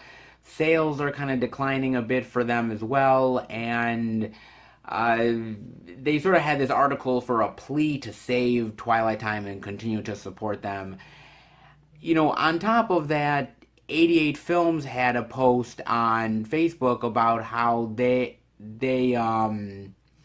will no longer be doing the red Blu-ray cases for their sort of limited releases, and it had to do with something about the cost and how sales are down right now, and how that they can't really do these limited cases that they would want to do normally, and what they have been doing, that they have to cut back. And my sort of argument, and I mean, look, my sympathy goes out to these companies, because I love 88 Films, I love Twilight Time. I think these companies are great, and I want these companies to survive. But there's also a part of me that says that, you know, some of these companies, especially like Twilight Time, they are overcharging, I think, their customer base. they're overcharging them for not so great transfers and old special features that they don't even upgrade to HD a lot of times as well. And I think I've always told you guys, and I really do believe it, you have to be smart about your purchases. You have to go out of your way to do your research and to know that what you're buying is going to be of value and of quality to you. And if you can get a great deal, then great. But if not, then you have to look at this title and say, I'm paying maybe like 40-ish or something dollars at Twilight Time. It's not great quality and picture quality, and the special features are lacking and they're not really updated to HD, versus another company that has maybe the same movie that is charging less but has better value with the picture quality, has better value with the special features. And you have to weigh these things, honestly. You really do. Because, like I said, when we're entering into the holiday season, or really any time of year, you really have to go out of your way to say what is worth it to use my hard-earned money on. And I think these companies need to start giving fans a reason to buy their product. I mean, they really honestly do. You look at people like Vinegar Syndrome, you look at Criterion, you look at Arrow, you look at some of these companies, and they give you reasons to want to buy their product. They put the effort into the artwork, they put the effort into the picture quality and the special features and on the packaging, and they really go out of their way to really entice you. And there are some of these companies that sometimes don't do that, and they're overcharging you for perhaps an inferior product. I'm not saying that these companies are bad, but I'm saying you really need to think about these things when making your purchases. I know that I do, because as I said, I only have a certain amount of money to spend each month, and sometimes I do go over that, but if I go over that, then the next month tends to suffer a little bit. And so you really need to be smart, guys, about it. And I think these companies are starting to get wise to that. Some companies have been wise to that for a long time. Others are just getting on board. I hope people like Twilight Time end up continuing to thrive in 88 films, but I think the business model is changing. And you have to either adjust with it or you're going to fail. And I think you have to start, as a company, reevaluating where you are at and the model that you've been using maybe 5 years ago doesn't exactly work now. So that's just sort of my thing about it, is that I love these companies. I love all of these releases that a lot of these companies put out, but at the end of the day, people vote with their wallets. And if you're not enticing them, then they're not coming on board. So I just thought that was really interesting. A couple articles that I saw this week sort of highlighting sort of maybe slightly decline of physical media in certain areas with these companies versus what I'm seeing out there and what I'm seeing with physical media in general, which I think is very strong. So there's a little bit of a difference in what I'm seeing, but I think, again, you have to entice people. People are willing to buy the product that they feel is worth it. And if they don't feel it's worth it, then I don't think they should go out of their way to buy it. I mean, that's just my opinion, guys. Definitely let me know what you guys think. But I do think this week was really great. And there's so much physical media out there. There's so much great stuff to check out. So, I mean, hopefully you guys picked up something good. If you did, definitely let me know. As far as I'm concerned, well, I got a few packages in the mail, guys. The first package I got was from Full Moon Features right here, guys. Now, I actually ordered this title. Well, I ordered it the end of last month because they were having this sort of end of October sale. And I've been actually wanting to pick this title up quite a bit. And it was sort of half off, and I'm like, I don't know if it's going to get this much lower anytime soon, so if I don't pick it up, I'm kind of going to regret it. It's a 90s movie that is goofy, cheesy, over the top, B movie quality, but goddamn do I love it. It's sort of like nostalgia of my childhood. Remember watching this movie. And honestly, I haven't really bought much from Full Moon before, so I was like, it's kind of nice to have a little bit of Full Moon in the collection as well. So picked up one title from Full Moon here. Actually, really excited about this one. I've never had it in the collection, but it's about damn time I do. So got this. I also got a package in the mail from Amazon UK. Now, this is actually an Arrow video title that came out last month, but I ordered it through Amazon UK, and usually because it's shipping from the UK, it takes quite a while to sort of get to my doorstep.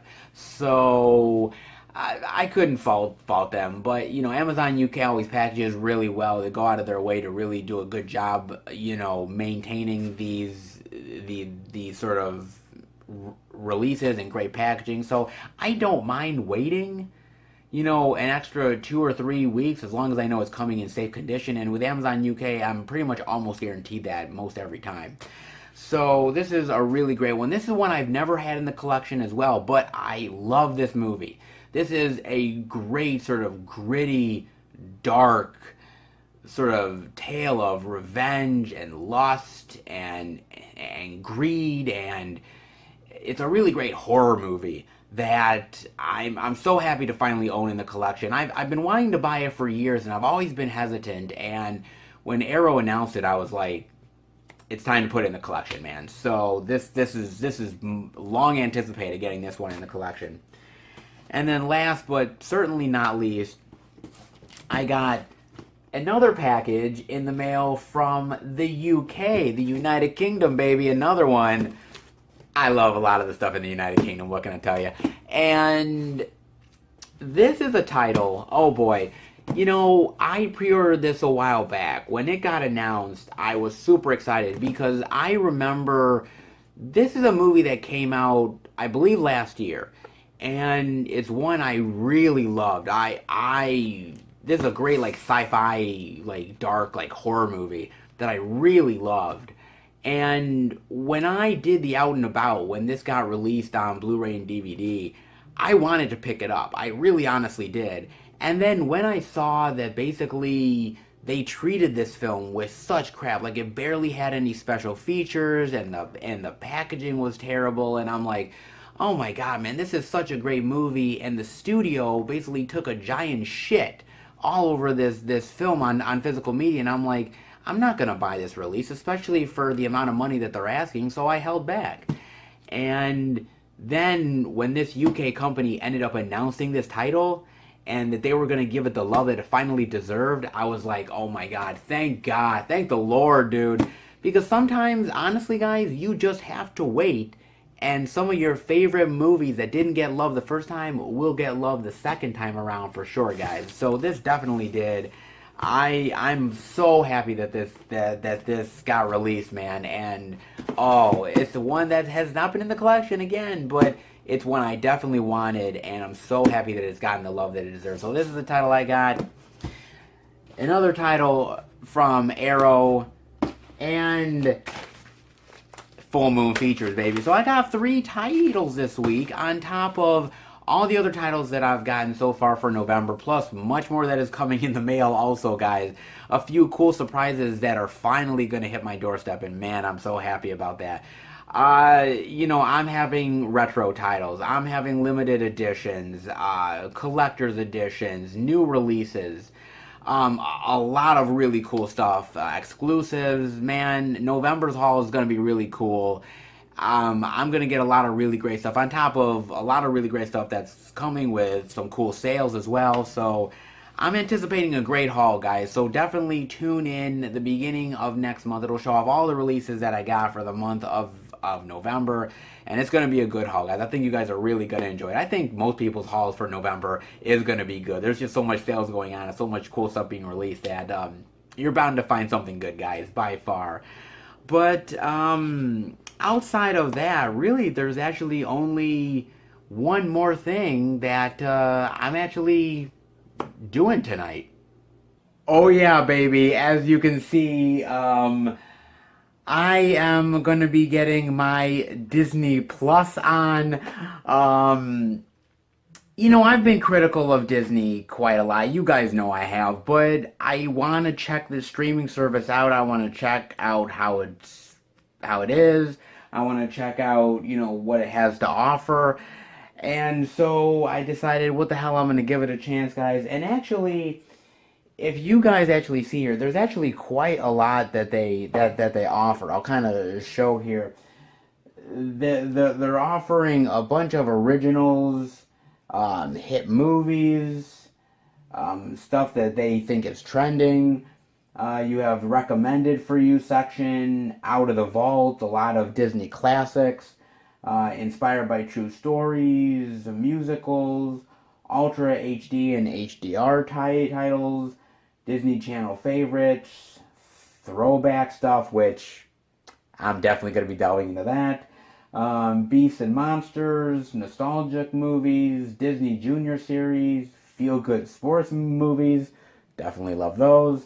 Mickey Mouse through the years, oh, that's actually pretty cool, actually. That's pretty awesome. Documentaries, shorts, best friend movies, fun mysteries, action adventure, and animals and nature. Holy crap, guys. There is actually quite a lot here on this streaming service, man. I actually honestly don't know where to start on this one. Well, you know what I am going to start with, honestly? I'm probably going to start right up at the very top.